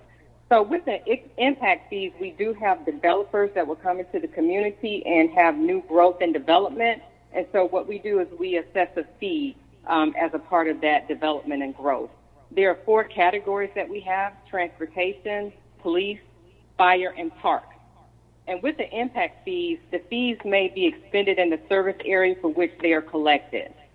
So when we look at it high level, we have 2 categories. We have unrestricted and restricted by ordinance. So in the red for transportation, restricted, we have $21.6 million. Unrestricted, we have $10.6 million. And then for fire restricted, we have 4.9. Unrestricted, we have 1.6. Now I want to back up a little bit to talk about the definition of the restricted versus unrestricted. Restricted means that we put forth legislation via an ordinance or a resolution to encumber those funds. So I wanted to share that information. We also have the other divisions such as Parks North, South, and West. And so you'll see with North, they have $4.2 million in restricted and then $970,000 in unrestricted. So at a high level, again, the total impact fees that we have as of March is $49 million. Next slide, please. The next slide I wanted to talk about was fund balance. Matthew spoke about fund balance earlier today, so we are using fund balance to balance the budget. And just at a high level, I kind of want to give you a definition of what fund balance is. Fund balance is a fancy name for a savings account where we have more revenues than expenditures, and we've grown our fund balance over a number of years.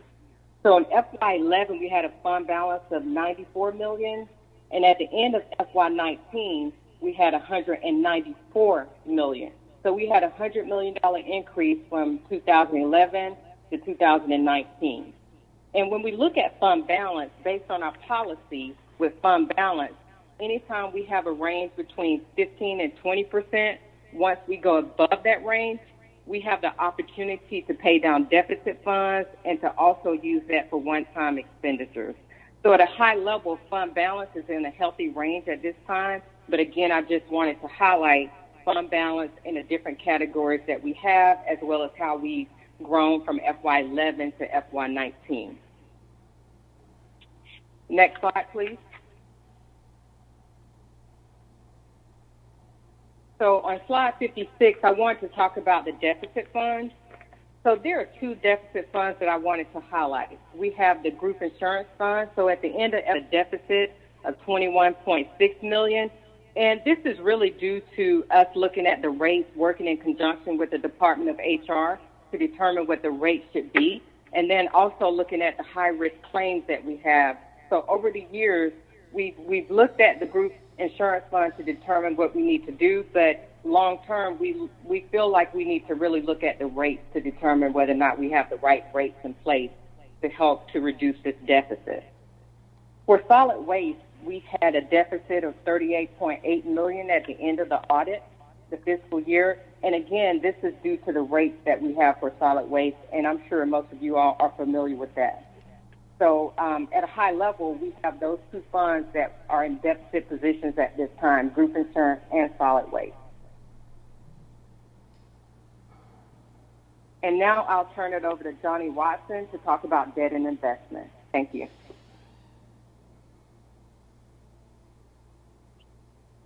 Thank you. Mr. Watson, you can proceed. Perfect. Could the moderator please proceed to slide 58? So on slide 58, we have a general investment portfolio review, which gives you an outline of the various investment categories that the cash pools have been put into. and it also gives you an idea and a picture of the increase in investment income compared to third quarter 2019. So as a consideration, the portfolio is invested for safety, liquidity, and trying to maximize yield given these other two things. And what we have is a $2.65 billion investment portfolio that's divided amongst agency securities, municipal bonds. A portion is invested in Georgia Fund 1, which is similar to our money market-like account, and the Treasury market. The overall portfolio yield that we have experienced year to date is about 1.8 or so percent given the numbers. And part of that is from its exposure to the municipal market that is higher yielding than most of the other asset classes. Please go to slide 59.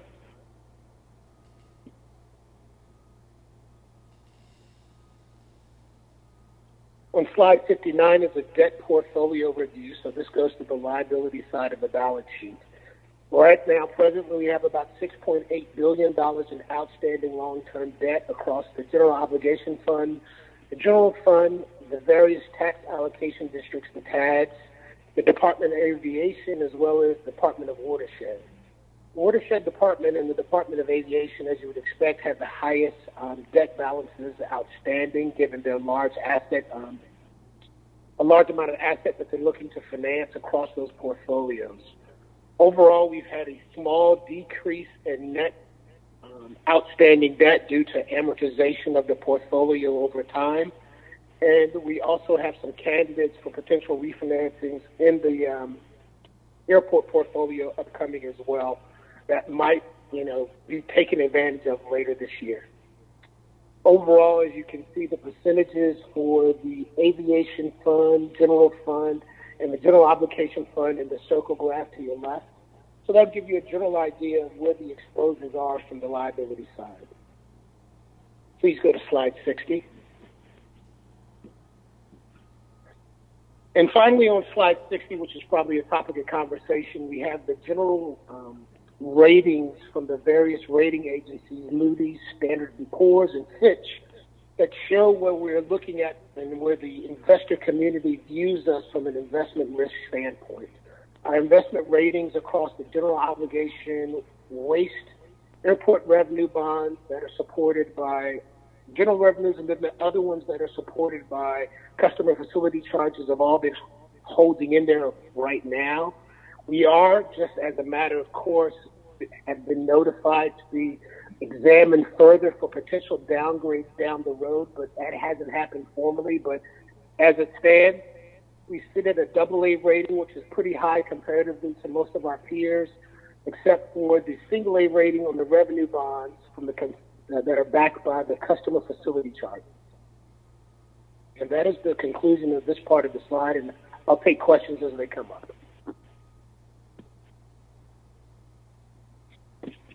Madam Chair, that represents the completion of the presentation on the fiscal condition. Now we are positioned to answer any questions that the body may have. Thank you, Mr. Roosevelt. All right, I'm going to call on Councilmember Brown first. He was first in line, and everybody else just send me a message and let me know if you'd like to speak. So, Councilmember Brown, I'm going to turn it over to you, and if each council member can keep your questions to a reasonable amount of time so we can get through the list. Let's try to keep it to no more than 10 minutes per council member. That way we can get to everybody and stick with our 1 o'clock end time. So, Mr. Brown. Yep. Thank you so much, Madam Chair. Mr. Counsel, thank you so much to you and your entire team, to Joshua Williams and his entire team for coming together to provide us this budget presentation. I want to jump into immediate questions.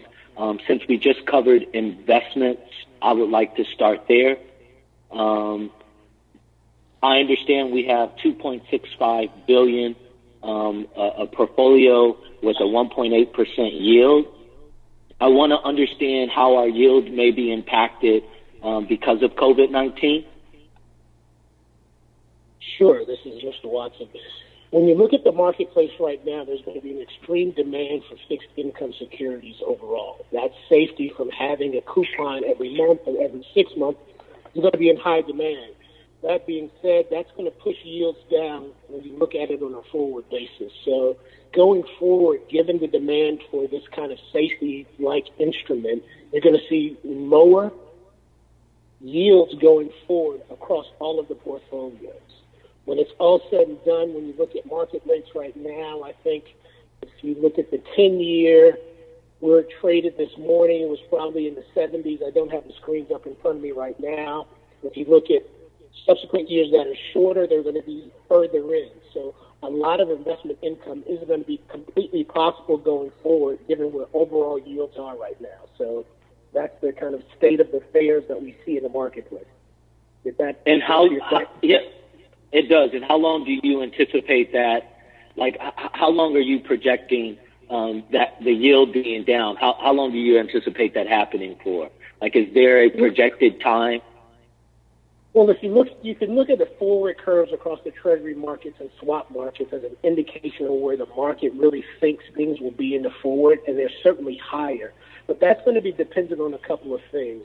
First, the economy as a whole overall. If it starts to rebound, getting to these higher yields on the forward basis in the future could happen quicker, but that's still up to debate depending upon a number of other factors.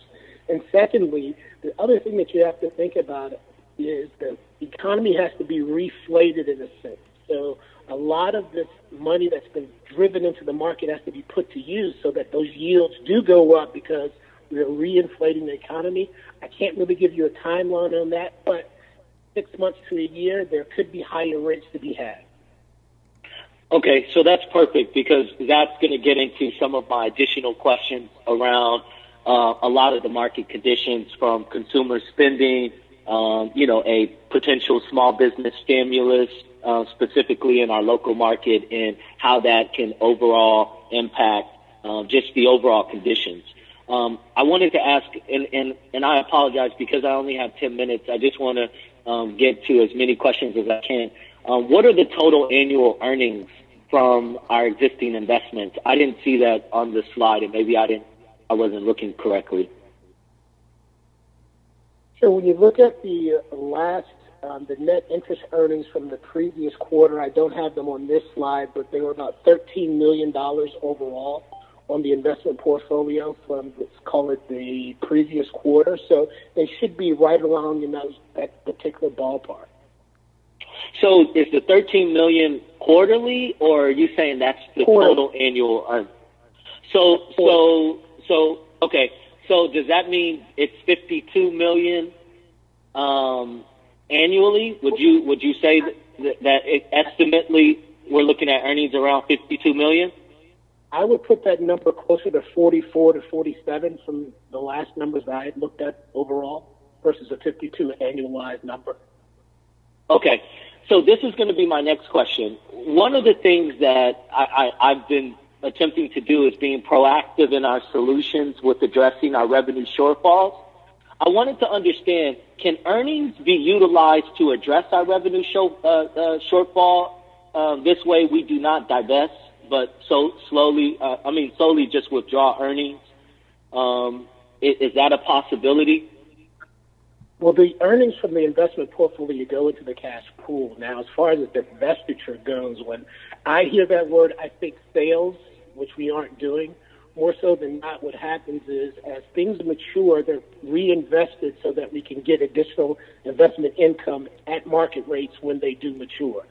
So it's not really a sale that's going to be coming back in and driving up more numbers. You're going to be putting that number back to work because at the same time, this investment portfolio is looking to pay and keep cash available so that we can pay the ongoing liabilities that the city has across its portfolio. Understood. If I could add. I apologize. No, that's okay. Councilman. Yep. No, go ahead. No, I was just going to say I understand that, but given the market conditions and understanding kind of like we've spoken about, the yield is going to be down for, a good amount of time. And given that the yield is going to be down, and we do have current earnings, and if the earnings is going into our into our cash base, I'm just trying to understand if that is the case, and we have these earnings and they're $13 million a quarter. Is that not a possibility for us to redirect that to address some of the revenue shortfalls that the city is experiencing now? Yeah, so basically, that number is a cumulative number across all of the different funds, like in the cash pool. It could be aviation, watershed, as well as the general fund. And so normally a part of our revenue every year includes an infusion of investment income that has been relegated just for the general fund. So we always look at that, and we always take whatever that portion is that we've earned and infuse that in our revenue projections for the next year.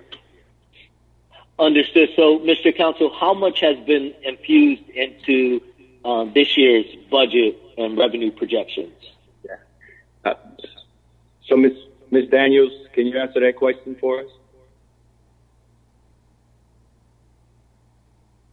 This is John Gaffney. I believe the number is somewhere in the $3 to $4 million for the general fund. Okay. Can I just ask for a breakdown on that? I would just like to understand where we are with the total earnings, and out of those total earnings, how much has been broken out to be reallocated to the general fund. If you all can just get me that. I want to jump to another set of questions in regards to the $88 million.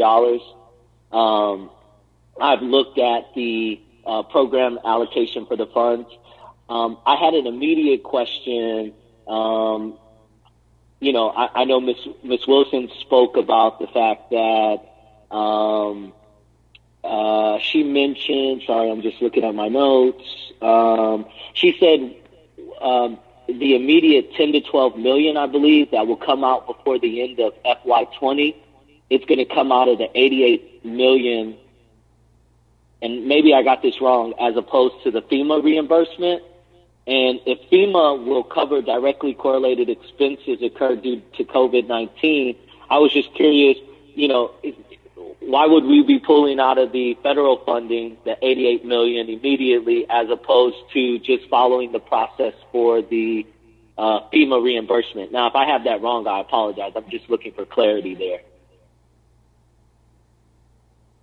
So it's really a holistic look at leveraging the best use of the funds. So remember, with FEMA, it's a 75% cost allocation. So they'll cover, we have a sharing in that. So when we look at how we want to leverage the best use of those funds, and we have certainly an immediate impact as it relates to some of the costs that we've incurred so far, we will evaluate what is the best use of that. Initially, our thoughts are around helping with the FY20 with 8 to 10 million out of the CARES money. Understood. Could you just provide counsel with an analysis on a side-by-side comparison for a case-by-case basis, whether we use the 88 million or we use the FEMA reimbursement, just so we have a clear picture of how you're allocating those monies? Sure. We have some analysis that we literally set it up side by side, FEMA versus CARES, to see what are the parameters. There are some that are more restrictive, so we want to make sure we have a best use of those funds. Okay, understood.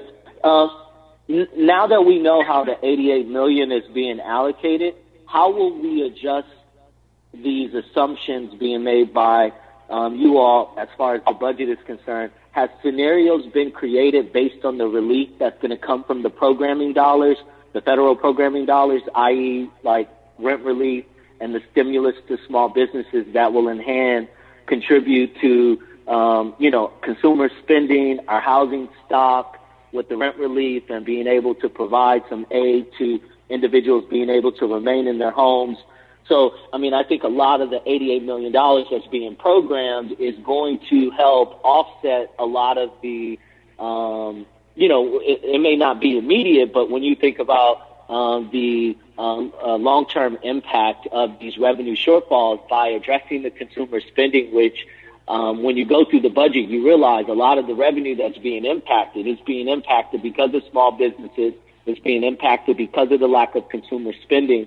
So if we are addressing this through the $88 million, how does that adjust the assumptions that you all have made within the condition of the city projections? So, as you know, we did not include the $88 million in our budget projection for FY21. But we do see potential relief. One of the things that we're focused on is trying to reduce some of the pressure for FY20. All right, and we're looking at how we're being able to maximize the federal dollars to be able to offset our costs for hazard pay, PPE equipment, and other costs that are actually eligible. And we're trying to minimize just how fiscal year 20 will be impacted. Going forward to fiscal year 21, a lot of the uses of this fund has actually been for things that are somewhat non-operational when it comes to the city's budget. But we will be looking to see how we can apply those elements within that $88 million that can be used, to provide support for the general fund, and allow us to maximize our budget a little bit better for FY21. Yeah, so Mr. Counsel, I guess for me, what I was more asking, and I apologize if I wasn't as specific, I understand that the $88 million hasn't been allocated, but what I'm saying is if we've already programmed $88 million into these programming categories, right, there is going to be, there is a projected trajectory of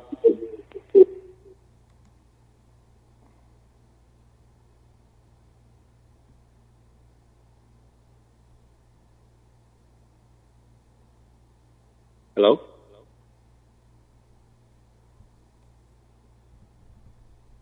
Hello? We seem to have lost Mr. Brown. Mr. Brown, you there?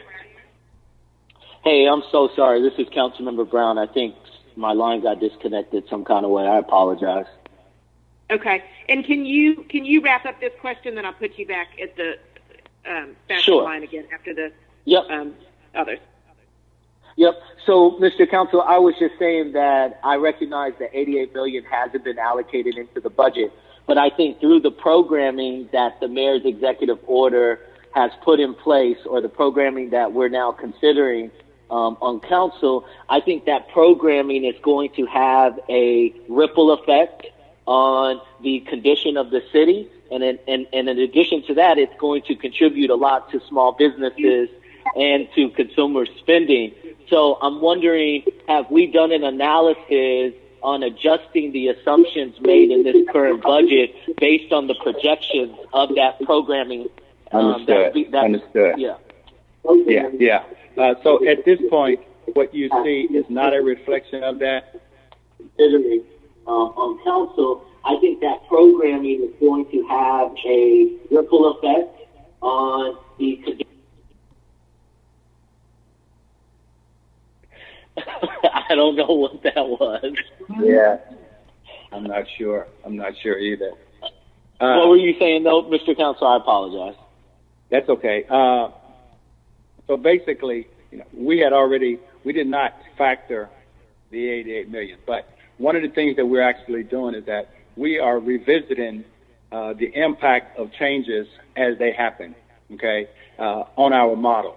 And so right now, we're looking to try to produce an additional assessment based on data that is now coming in. And so as part of what you just mentioned, if those programs actually produce bottom line revenues that are the kind of revenues that we capture, then we will literally factor those into our adjustments and our assessments and see how those would actually roll forward into the city's coffers. Yeah, have you done, Mr. Counsel, an analysis yet on this programming, like the projected funds that are being programmed into rent relief and small business? I mean, it's over $30 million. Have you done a projection of how that can potentially impact the economic condition of the city?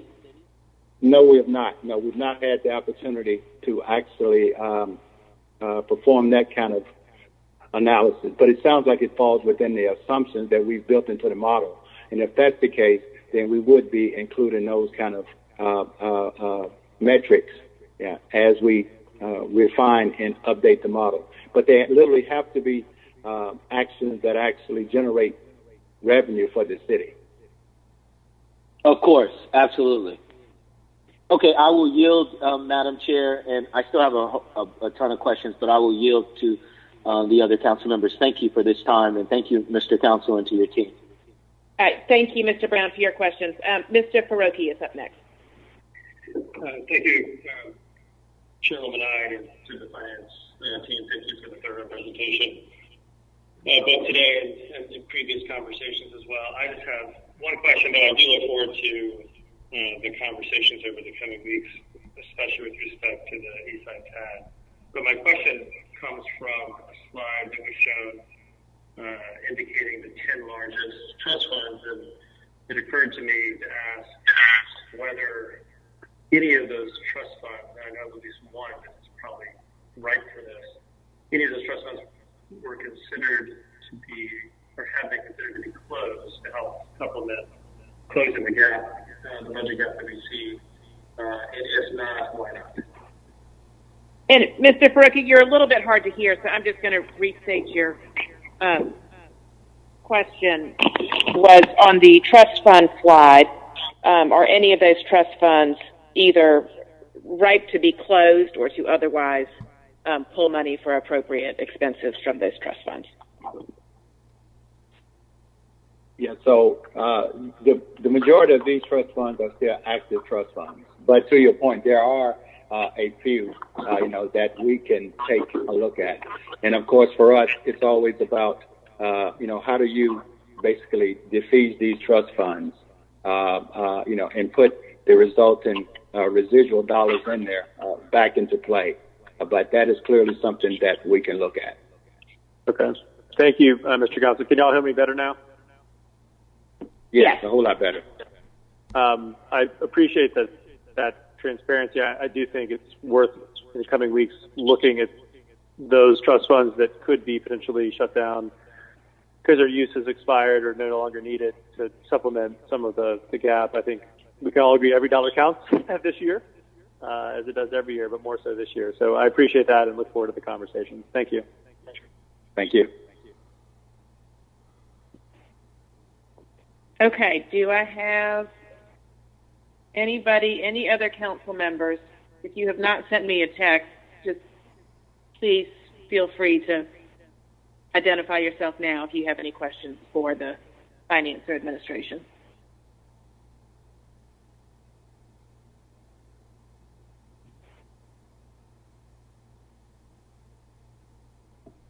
All right, and Mr. Council, I sent you a long list of questions ahead of time, and I think you all touched on most of them. I will say that as we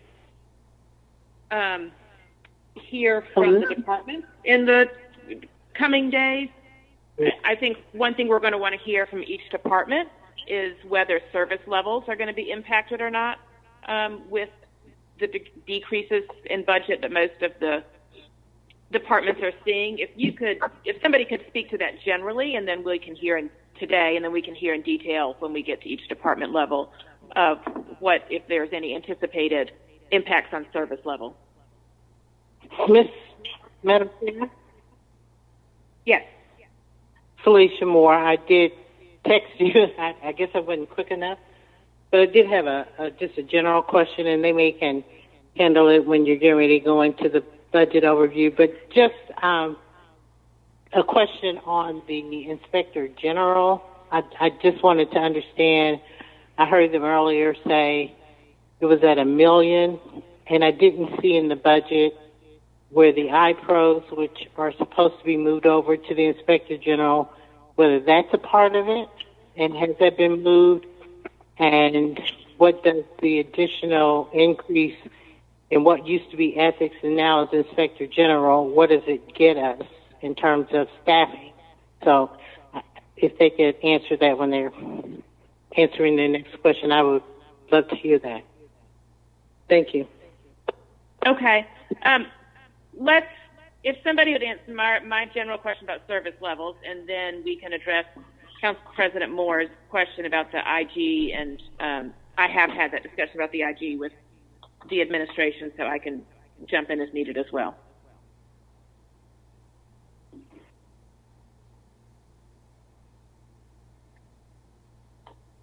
I don't know, Mr. Bartlett or Mr. Williams, I don't know who's appropriate to answer the service level questions. Yes, I'd be happy to speak to that one if that would be appropriate. So overall, we've tried to be thoughtful to maintain service levels, and that is reflected in some of what we discussed earlier in terms of maintaining filled positions, so that those folks can continue to do the work. Now, we are clearly making reductions in some places, and so we have been going through a process with departments to identify specifically what that would look like.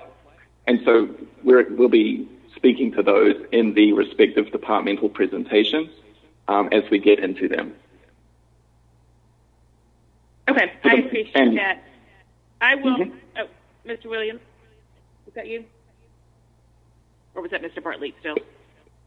That was me. I was going to try to address the Council President's other question, if that would also be appropriate.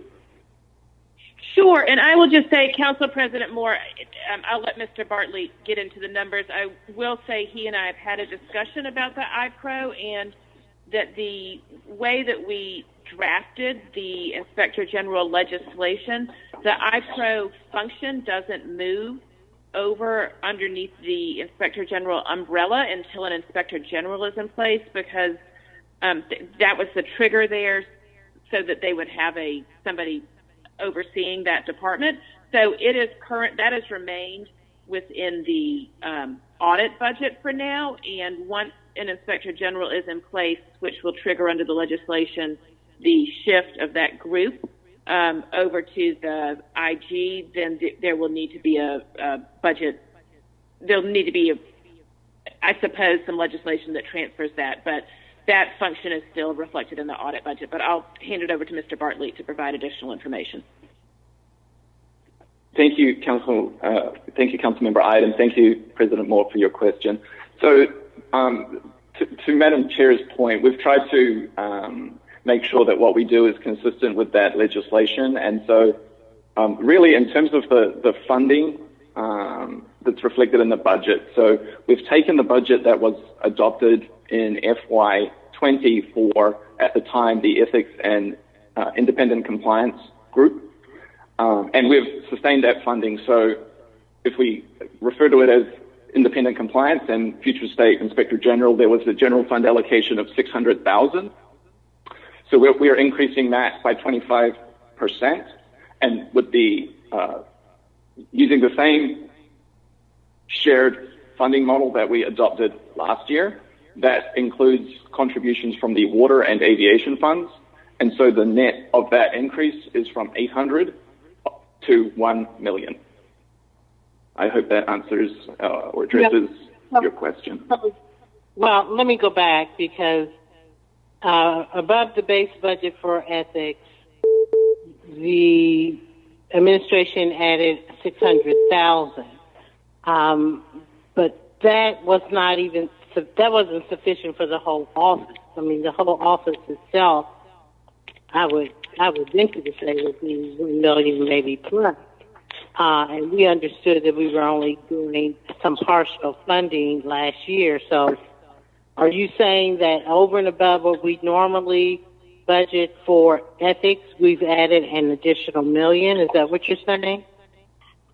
Yeah, so yes, we haven't added the full $1 million in this budget, Madam President. We started that process with 800 last year, and we've added an incremental 25% on top. So the $1 million is separate from the ethics allocation. It is not inclusive of the ethics allocation.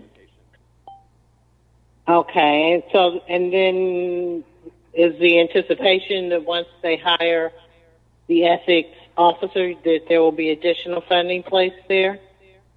And then iPro is going to be moving over? Yeah, but that's been part of the conversation we had with the chair in terms of Would you have to repeat that because I wasn't part of it? I don't understand. I'm trying to understand because I wasn't part of that conversation. Sure, absolutely. So I guess part of the challenge is trying to, from the administration's perspective, set the right number without the Inspector General in place. And so we've tried to increase resources so that when that person is appointed, they can take that role. And obviously, once they have an opportunity to establish a budget, we certainly be happy to work with them on that. Okay, well, I'll hold the rest of my questions and maybe concern when we get to the budget hearing for that particular department. So this is helpful, at least to kind of understand where you all were moving in that direction. Thank you, Ms. Chair. Yes, Council President. And so that, to sum that up, the idea is that we've added about $1 million to cover the compliance function and then the sort of umbrella Office of Inspector General. We anticipate that the iPro function and its funds will move once the IG is in place. But I have been having discussions with the administration that we all intend to fund a fully functioning Office of the Inspector General. We're trying to get a better feel for what the timing may be of getting that stood up, and certainly everybody's going to be willing to listen to the Inspector General on what funding he or she thinks that they need to run the office. And I am going to touch base with the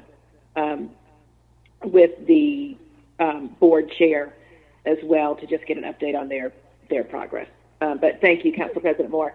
I think I have Mr. Westmoreland next in the line. One of the things, when you talk with the board chair to see if they're able to move, because I do know that they would fall under the boards and commissions, which we have on hold now, which is a concern too, so that they can move forward. We may need to let them do that. So just putting that out there. Thanks for allowing me to speak.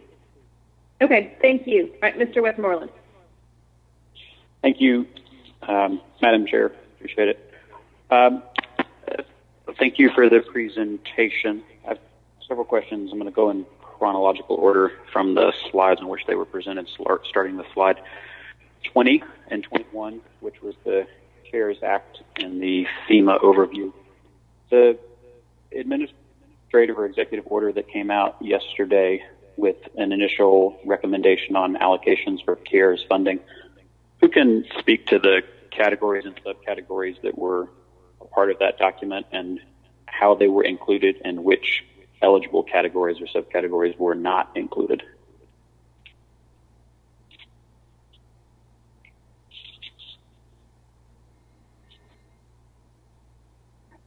Councilmember Westmoreland, this is Joshua Williams. I'll take a pass at that, and certainly I'll ask if Matthew or others need to add any additional clarity they can. Councilmember, as you know, we stood up an internal process wherein we had a number of conversations around the categories. As you know, in the executive order, the categories are broken out as it relates to public health measures, medical expenses, payroll expenses, a provision for economic support, as well as public health expenses, as was presented by the Deputy CFO earlier. As it relates to these categories, there are a number of individual elements within each of them, of which articulate kind of a framework by which we intend, or the mayor intends, to allocate based on these recommendations. As it relates to the process, there was a lot of information that was gleaned based on the guidelines that was provided. As you know, those guidelines certainly have changed over a period of time, and as the team continues to work through its understanding of those guidelines, we felt that these were the most appropriate recommendations and categories based on that. To the extent that we feel that these will essentially provide the level of support needed as we move forward. Other than that, I will turn it over to Matthew or the Deputy Chief Financial Officer has any additional clarity that they would like to provide.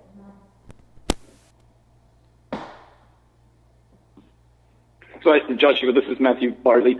Joshua, I think you gave a good summary of the process. So we brought together a cross-section of folks that have knowledge in each of the areas to move through a quick process to bring forward some recommendations and consolidate those. And that's what you see reflected, council member. And so to the extent, can you provide everyone on council with the summary of the materials that you used, just so we have a sense of, based on the guidance that we got from the federal government, these are subcategories that were eligible, and we have the allocation recommendation here, but then for any eligible categories that weren't included, and then an explanation on why we felt the need to go with these subcategories and not some of the others that may have also been eligible. Sure. Yes. Appreciate it. In the same communication, can you share similar thinking around the FEMA reimbursements? I know Ms. Wilson touched on it earlier, but what we've spent that we expect to get reimbursed for, and then what we have not yet spent but that we expect to get reimbursed for on the FEMA side of the ledger, so that we've got CARES as part of the conversation, and then the FEMA side as well.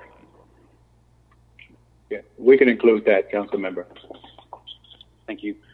Mr. Williams, when you were sharing on slide 28, I appreciated the three categories, or categories 3, 4, and 5. Can you talk more about timeline?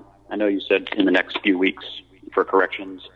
So if you could expand on that a little bit, and then with OPEB and back office functional alignment, what your expected timeline is on bringing recommendations in those two areas. Sure. So the expectation is that over the next several weeks, we'll be standing up a process by which we will be doing just that. We have not finalized it. What I shared this morning was my initial thoughts as it relates to the expectations around those major categories that I outlined. We'll be bringing forth to the mayor a formal structure by which we will outline the timeliness as well as some of the other components of each of those by the July deadline that's articulated in the administrative order. And at that point, we will also be available to make that information available to council, which will have more details around the time frame and the material that you just responded to. Okay. On slide 32, when we were talking about FTEs and vacancies, slide 32 and 33, the 658 unfunded vacant FTEs, on slide 33, it says that we're going to abolish unfunded positions. Does that mean that all 658 of those positions will be going away in the personnel paper?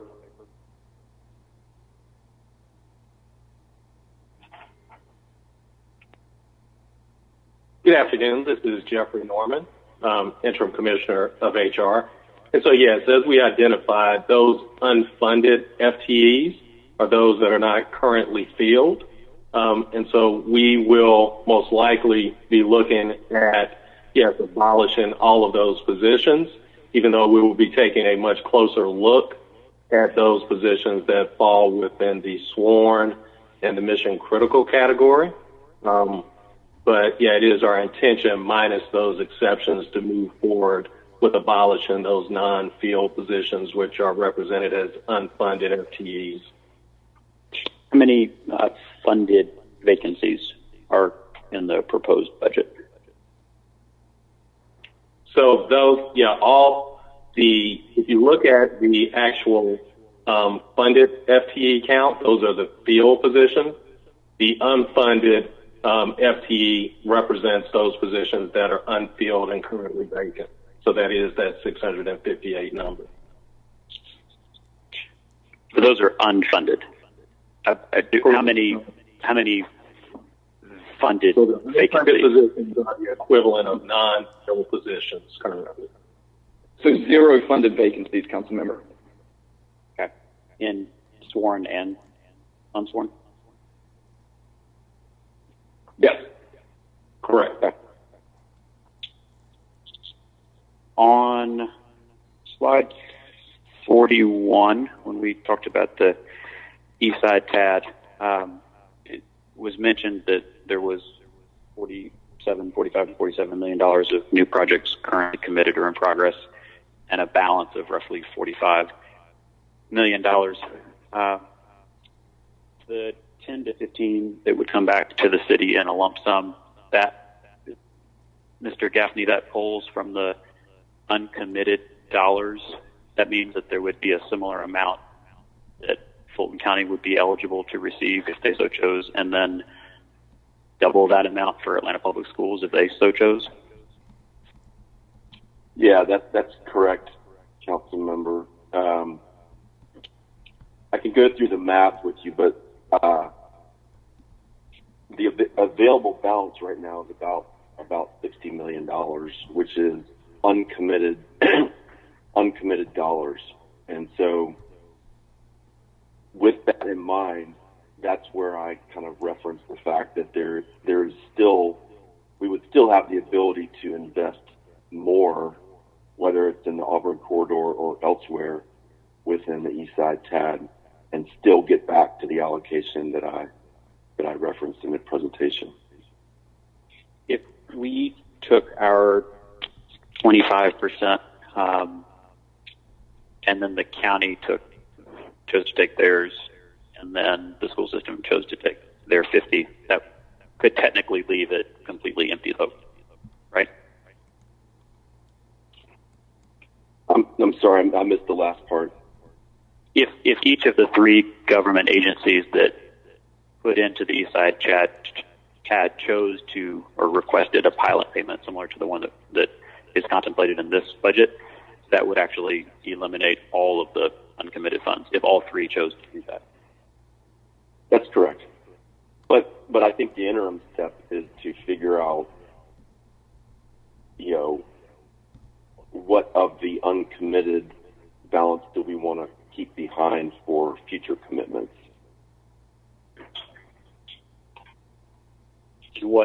How has that conversation played out so far, or how is it intended to play out in the future? Well, I think that's a broader conversation that we need to have, obviously, with City Council, but, bringing in Invest Atlanta and, maybe the stakeholders. But what we've heard is that there are underinvested and underdeveloped areas in the East Side TAD that may need future investment. And so that's just a discussion that needs to happen. Okay. And then finally, I want to go back to a question that Mr. Ferroki asked on slide 50, and then Ms. Ide actually added a piece of it as well when she was restating it. What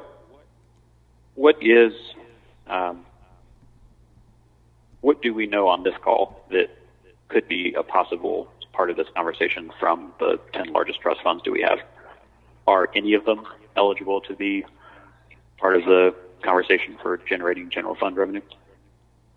Yeah, I would say the streetcar, for sure. Yeah, we've exhausted the intent. And as Ms. Carr mentioned, now that we've moved that function over to MARTA, this was actually a trust fund that was set up to capture operations and maintenance of the streetcar. But we no longer have that responsibility. Any others? Those are the ones that that's the one that we've actually spent time. We're actually reviewing all of the trust funds. As stated, there are 248 trust funds, and this 10 makes about 80%. So we're actually going through all of those that actually have any remaining balance now, and we're actually trying to reconcile those,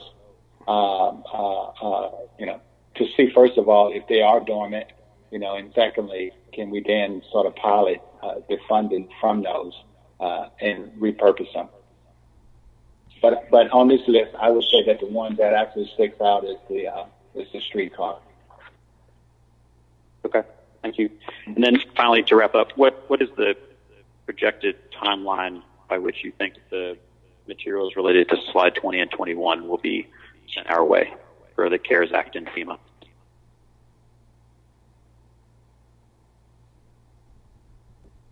Well, the guidance documentations are readily available. I'm sorry, Joshua. But we do have the guidance material that we've used as our baseline. Go ahead.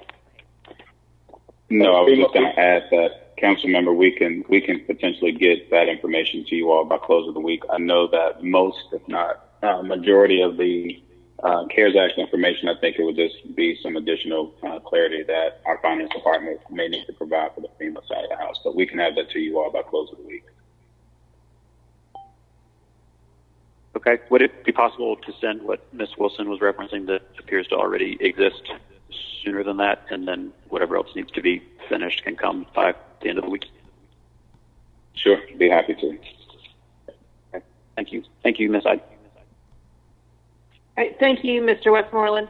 Andy, I have a couple of questions, but first, are there any other council members who would like to ask a question? All right, I'm going to ask a couple more, and anybody else, send me a text or a message if you have anything. It looks like actually Mr. Massakite. You go ahead of me, Mr. Massakite. Thank you, and thank you all. This is an extremely impressive budget in an extremely difficult time, so kudos to everybody who worked on it. I know you all had a lot of hours in on this. I wanted to just ask about the revenue that we are seeing post-COVID from sales tax that's coming in March and April and May. Do we have a read on this? How does it compare to Deloitte's spectrum of the various three scenarios, and where is it versus the budget assumption? Okay. Ms. Daniels, can you handle that question for us, please? Certainly. Good afternoon again. This is Felicia Daniels, Department of Finance. So let me give a little bit of context to sales taxes that we receive from the state. Retailers have until the 20th of each month to remit their sales taxes to the state Department of Revenue. It takes then another week or so before the state can tell us what our revenues would be for sales taxes. So with that being said, the sales taxes that we receive in May, this month, will be April's revenues that are remitted. So it's a 30-day lag or a month lag from a sales tax perspective. How does it differ from Deloitte? When we went through this exercise with Deloitte, the revenue numbers from a sales tax perspective that we had for Deloitte were as of March, which were actually February's revenues that were remitted in March. So there was already a lag there. So in subsequent months, as we received the revenues, we basically did an estimate of what we felt the remaining 3 months of FY20 would be, and we are basing our assumptions going forward with the more recent data that we received from sales taxes from the State Department of Revenue on a monthly basis. So let me ask a follow-on question. In real simple terms, is the actual revenue that we're seeing higher, the same, or lower than what we thought it was going to be when we were doing the Deloitte study and putting this budget together? Certainly. The revenue that we received in April was about $8 million. Comparatively, it was a little bit depressed from a revenue standpoint, but not significantly. We attribute that to the stockpiling that was going on in the month of March. Consumers were buying lots of groceries and preparing themselves for a stay-at-home posture. Subsequent to that, We expect May and June sales tax to be severely depressed because economic activity is at a standstill. Retail activity has decreased by upwards of 10%. And so what we will see next week when we get May's sales tax, which represents April, will be a predictor of what we can experience or what we expect over the next couple of months as the economy starts to rebound. We do not expect the rebound to be a switch that is flipped and goes back to normal. It should be viewed as more of a dial where the economy slowly recovers over a period of time. That time frame for recovery is unknown. That is the uncertainty there. But our posture from a sales tax standpoint was a very conservative posture because there are so many unknown variables in these unprecedented times. So let me suggest one thing that y'all might consider giving to us is I'm assuming that the budget has sales tax revenues by month, right?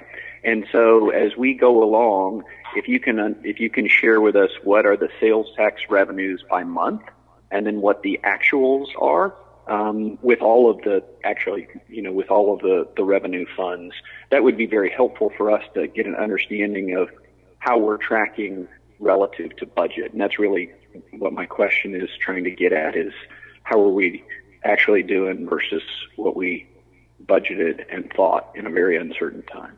So also, follow-on question, when will we know the tax digest? When is that information available?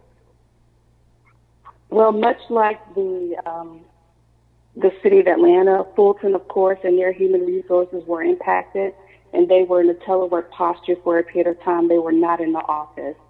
The Fulton County tax assessor did tell us that they typically have field work that they're doing in that time period between February and April, May, until such time that the tax digest is typically prepared and provided to us. They were not able to complete that field work exercise because they were out of the office for obvious reasons. But now they are back in the office. We do anticipate the tax digest to be provided perhaps not at the beginning of June like we normally experience it, but hopefully as probably July, yes. Yeah. But from a property tax standpoint, we can reasonably estimate what property tax revenues will be based on last year's digest, given that HB 820 puts guardrails around increases in assessment values. All right. Thank you very much, and thanks again for all your hard work in putting this budget together. That ends my questions. Appreciate it. Thank you, Mr. Mascat. I'm just going to ask a couple of questions, then we'll get back to Mr. Brown, assuming there's a few minutes left. If somebody can put it back on slide 28 on the operational areas of focus. I have a question that I think let's hear from Mr. Bartlett or Mr. Williams first, and then if finance needs to jump in, they can also. So my understanding is that these are areas that you've looked at and you're going to continue to look at over the coming months. If there are things that you all discover where you can identify some increased efficiencies and basically cost savings in any of these areas or others, where then does that lead us to a budget perspective? I mean, I think we are passing a budget that everybody thinks is the most accurate, appropriate budget at this time, but it is drawing significantly from the reserve. So if we can find some increased areas of cost savings, what are we going to do with those cost savings? So great question, council member. So where we are right now is that we've identified these key areas. As I mentioned before, the Vacancy Review Board is an effort that we stood up earlier in FY20, which will continue. The Departmental efficiency plans, as I mentioned, are going to be, as part of our next several months. We'll probably kick those off, latter part of this fiscal year. early part of next fiscal year so that we can begin working to identify 5%, 10% opportunities within the budgets as well to reduce costs. We have not formalized the corrections operational assessment. As I mentioned before, the next several weeks we'll be looking to stand up processes that we'll use specifically for our corrections assessment as well as the OPEB and back office functional alignment efforts. We'll present a framework for each of those as we work through over the next several weeks. That expectation per the mayor's administrative orders to have that available and ready for discussion to her by July 1st. So we'll make sure that we meet or beat that goal. Once we identify them, I think the key point here is that we'll be working in tandem and in partnership with our finance department to track those savings over the course of the fiscal year, right? And then during that time period, we'll be able to provide the appropriate reporting to the mayor and certainly to this council so that we can make informed decisions about how best to manage that given the current fiscal outlook that we have, as well as any of the changes that will happen throughout the fiscal year. So to that point, it'll kind of be a work in progress, if you will, but we're certainly committed to monitoring and tracking it, and then certainly coming back to report as appropriate so that we can make strategic decisions as necessary. Okay, and to follow up on that, I mean, I think, we're all trying to look into a crystal ball and see what this year is going to look like. We have put in as a revenue line item the, $37 million from reserves. It may be that, that plugs the hole. It may be that, revenues come in less than we think they are, and we're going to have a bigger hole to plug. But that's correct. I think there is a possibility that these additional operational efficiencies could help plug a bigger hole, or maybe they could mean that we don't pull quite as much from reserves as we are anticipating we're going to need to. Is that either one? It could go either way. Yes, ma'am. That is accurate. The biggest takeaway, I guess, from the conversation is we don't want to be in a position wherein we have not done the due diligence that's needed to at least be able to have the conversation around how we best can utilize potential savings to address both of those issues. And certainly, as we work into our effort and preparation for future FY22 fiscal year budgeting development, we want to be thoughtful to make sure that we've done what we needed to do over the course of this fiscal year to better prepare us and position us as well. Okay, thank you. So, Madam Chair, if I could add on to what Josh was actually saying, the concern for us is that we are also looking at fiscal year 22. As we experience fiscal year 21, I think if we overperform in our revenues, which would be actually quite great, but I think that a lot of the efficiencies that we're looking at is possibly putting us in a position to where, we could sustain a hit a little bit longer and not necessarily have to dwindle down our reserves. The biggest concern for me, and I think you mentioned it, is that if we underperform with our revenues, then what does that mean for us? And I think that, as we look at how we best manage the fund balance and how we can use that as a tool going forward, it's going to be pretty indicative of how we manage costs for this year and how we maximize, naturally, all of the federal funding that is available to us while we can get our hands on it. Right. I totally appreciate that, and I think I think we're on the same page that as we identify additional savings, let's not go spend that money. Let's keep on finding ways to make this as tight of a budget as we can and still provide the level of service that we need to our residents. That's correct. All right. I am going to turn it back over to Mr. Brown for his questions, I don't see anybody else in line. So, Mr. Brown, another few minutes for you, and then we'll wrap it up. Thank you, Madam Chair. Mr. Counsel, how does the mayor's reopening plans contribute to the timeline between the financial projection categories of low, medium, and high? And where do you anticipate, based on these reopening recommendations, that the city's financial position would more align with? Yeah, so I think it's important to note that we're taking a very conservative approach to this, and understanding that any kind of move toward creating what was normally normal, is not going to be an overnight thing. I think that people are still having to adjust to whether they are ready to participate in anything opening any further.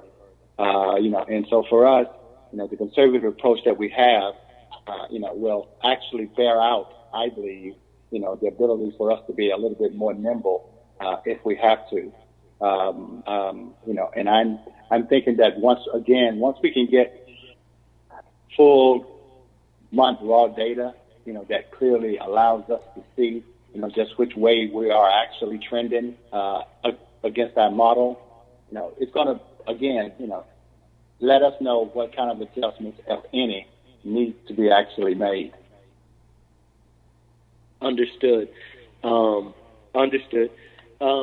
We spoke in my original questions about an analysis based on the $88 million federal CARES funding. One of the things I had mentioned to Mr. Williams and Mr. Barley was around the like a city bailout for small businesses to put residents back to work, which will curb these conditions and address the short-term and long-term impact of budget shortfalls. I wanted to also speak about the local option sales tax because, one of the declines, the biggest declines in revenue is that it's $33.28 million, which is the highest loss due to consumer spending.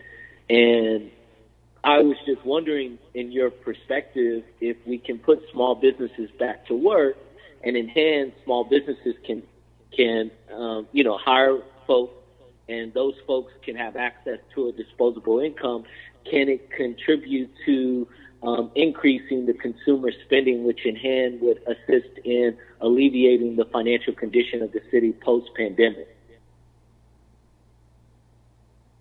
Oh, yes, for sure. I guess the operative question is, how do we get businesses back in play?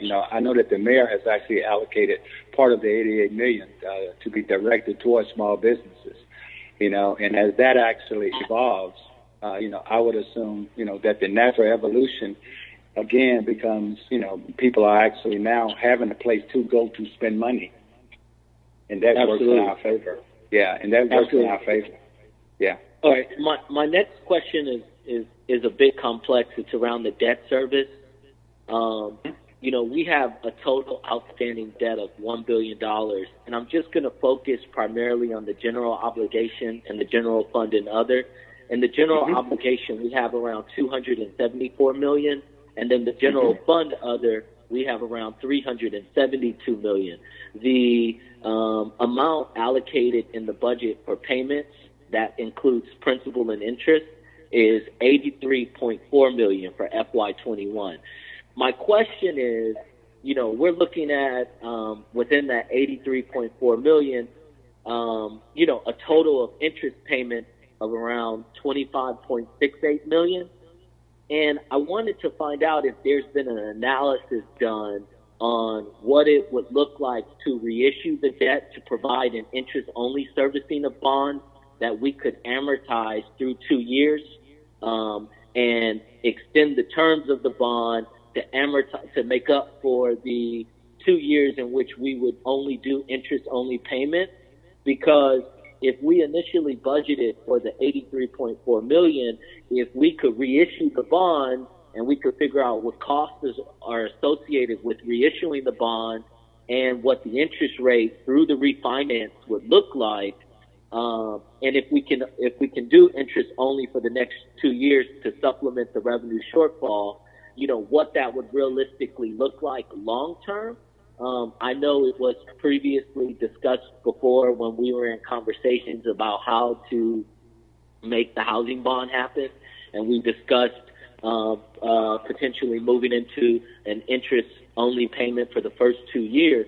So I was just wondering, kind of what that analysis would look like, and if finance could provide that analysis to council, because if that's possible, you're talking about a savings of close to, 55 to $60 million that we could reallocate towards addressing some of the revenue shortfalls just through that savings alone that's already been projected within this year's budget. Yeah, a couple of things. One is that we would have to see if we can restructure existing debt. With the initial outlay that we talked about with affordable housing was a new deal. And oftentimes when you structure a new deal, you have the opportunity to set those restructuring modes in place then. It's a little bit different when you have an existing structure already in place. And so that in itself may be somewhat of a challenge. But the other piece is, that we cannot just arbitrarily refund. Certain bonds have callable dates, and that is the only time by which we can actually go and move toward doing a refund. And if we did a refund, then that in itself may present the opportunity for us to look at a restructuring possibly. But again, just understand that we cannot arbitrarily select to refund any of our debt. It literally has to be within the demographics of that particular issuance with an established callable date for those bonds. I understand completely, Mr. Counsel. Can you do me a favor and could you provide an analysis to council on the $83.4 million that's being budgeted in the FY21 numbers? If we can look at potentially the possibilities that may exist within that. I mean, given the conditions of the city, the financial conditions of the city. Understood. Yeah, I think it would present an opportunity for us to look at another way to address revenue shortfalls. We can do that. Okay, I really appreciate that. I think that's all my questions, Madam Chair. All right, thank you, Councilmember Brown. Just as we wrap up, one, it sounds like we need to, I think that there are going to be adjustments in many departmental budgets, but the primary one for aviation and watershed, when do you anticipate being able to get council members a more updated information for those two? Yes.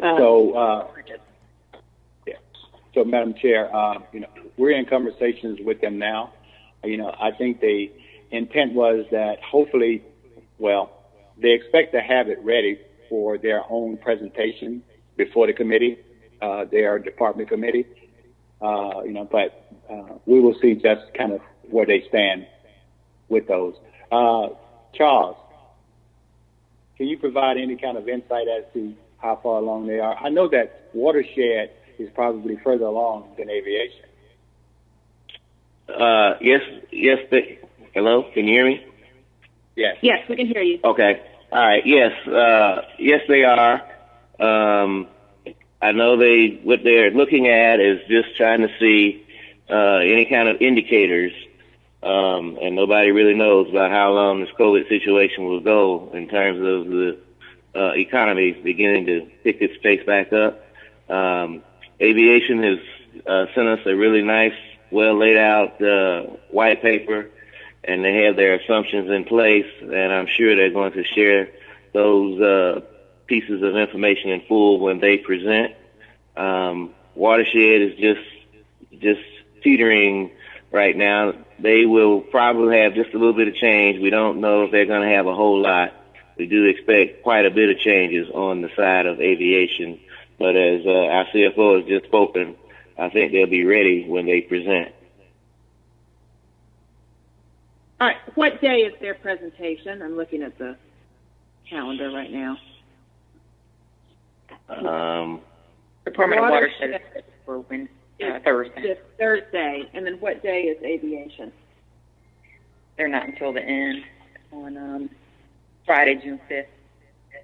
Okay. Well, and I have talked to the administration about this as well. I do want, each of the departments to be speaking to the most current, accurate numbers of where there may have been some changes, and so I've made the request that it doesn't need to be in the form of a budget amendment, but where there are, let's just call it an update to the information in the budget book, please do make sure that council's provided with that in writing so that we're looking at the same thing that is being presented, and I'd like to get that at least the day before the presentation, if possible, so that, because when we're doing this remote, we're watching the presentation, but we also, it's nice to have a hard copy, an electronic separate copy from the team's presentation so that people can flip back and forth and themselves and reference that. So if you can, share that messaging. Okay. With them. Sure. Well, otherwise, I think this has been a great kickoff day. We, just for the listening public and for my colleagues, tomorrow the departmental briefings begin. The police department at 10, fire at 11, corrections at noon, and Atlanta Information Management at 1. We are going to stick to those start times, so if one department finishes early, we're not going to roll into the next. To make this be a smooth virtual presentation, we're going to stick to those start times, and if we have a little bit of gap, we'll just have a little break in between briefings. So we will be from 10 until 2 tomorrow with public safety and AIM. And I don't know, Mr. CFO, if you have any final concluding remarks, or if we No, only to say, Madam Chair and council members, we appreciate this opportunity, and please understand that as opportunities present themselves to provide you with an update, we will make sure that you guys are completely aware of that. All right. Thank you, Mr. Counsel, and thank you to everybody who participated today. This has been very informative. This is going to be a difficult, uncertain budget year, but I can attest to the fact that there has been a tremendous amount of work that has gone into keeping the city of Atlanta in a sound fiscal condition as we move forward in these uncertain times, and I really appreciate all the work that the finance team and the administration has done to get us the proposed budget that they did, and I look forward to hearing over the course of the next 3 weeks how we're going to continue to provide great services to our residents in these tight financial times. So thank you, and thank you also to our City Council staff, our policy and research staff, and to our IT and communications staff for getting us converted this year to a completely virtual budget process. A lot of work has gone into that, and thank you for making sure that both we can do this process and that the public has the opportunity to participate in it as well. So we will see many of you all tomorrow at 10 o'clock back online. Okay. Thank you.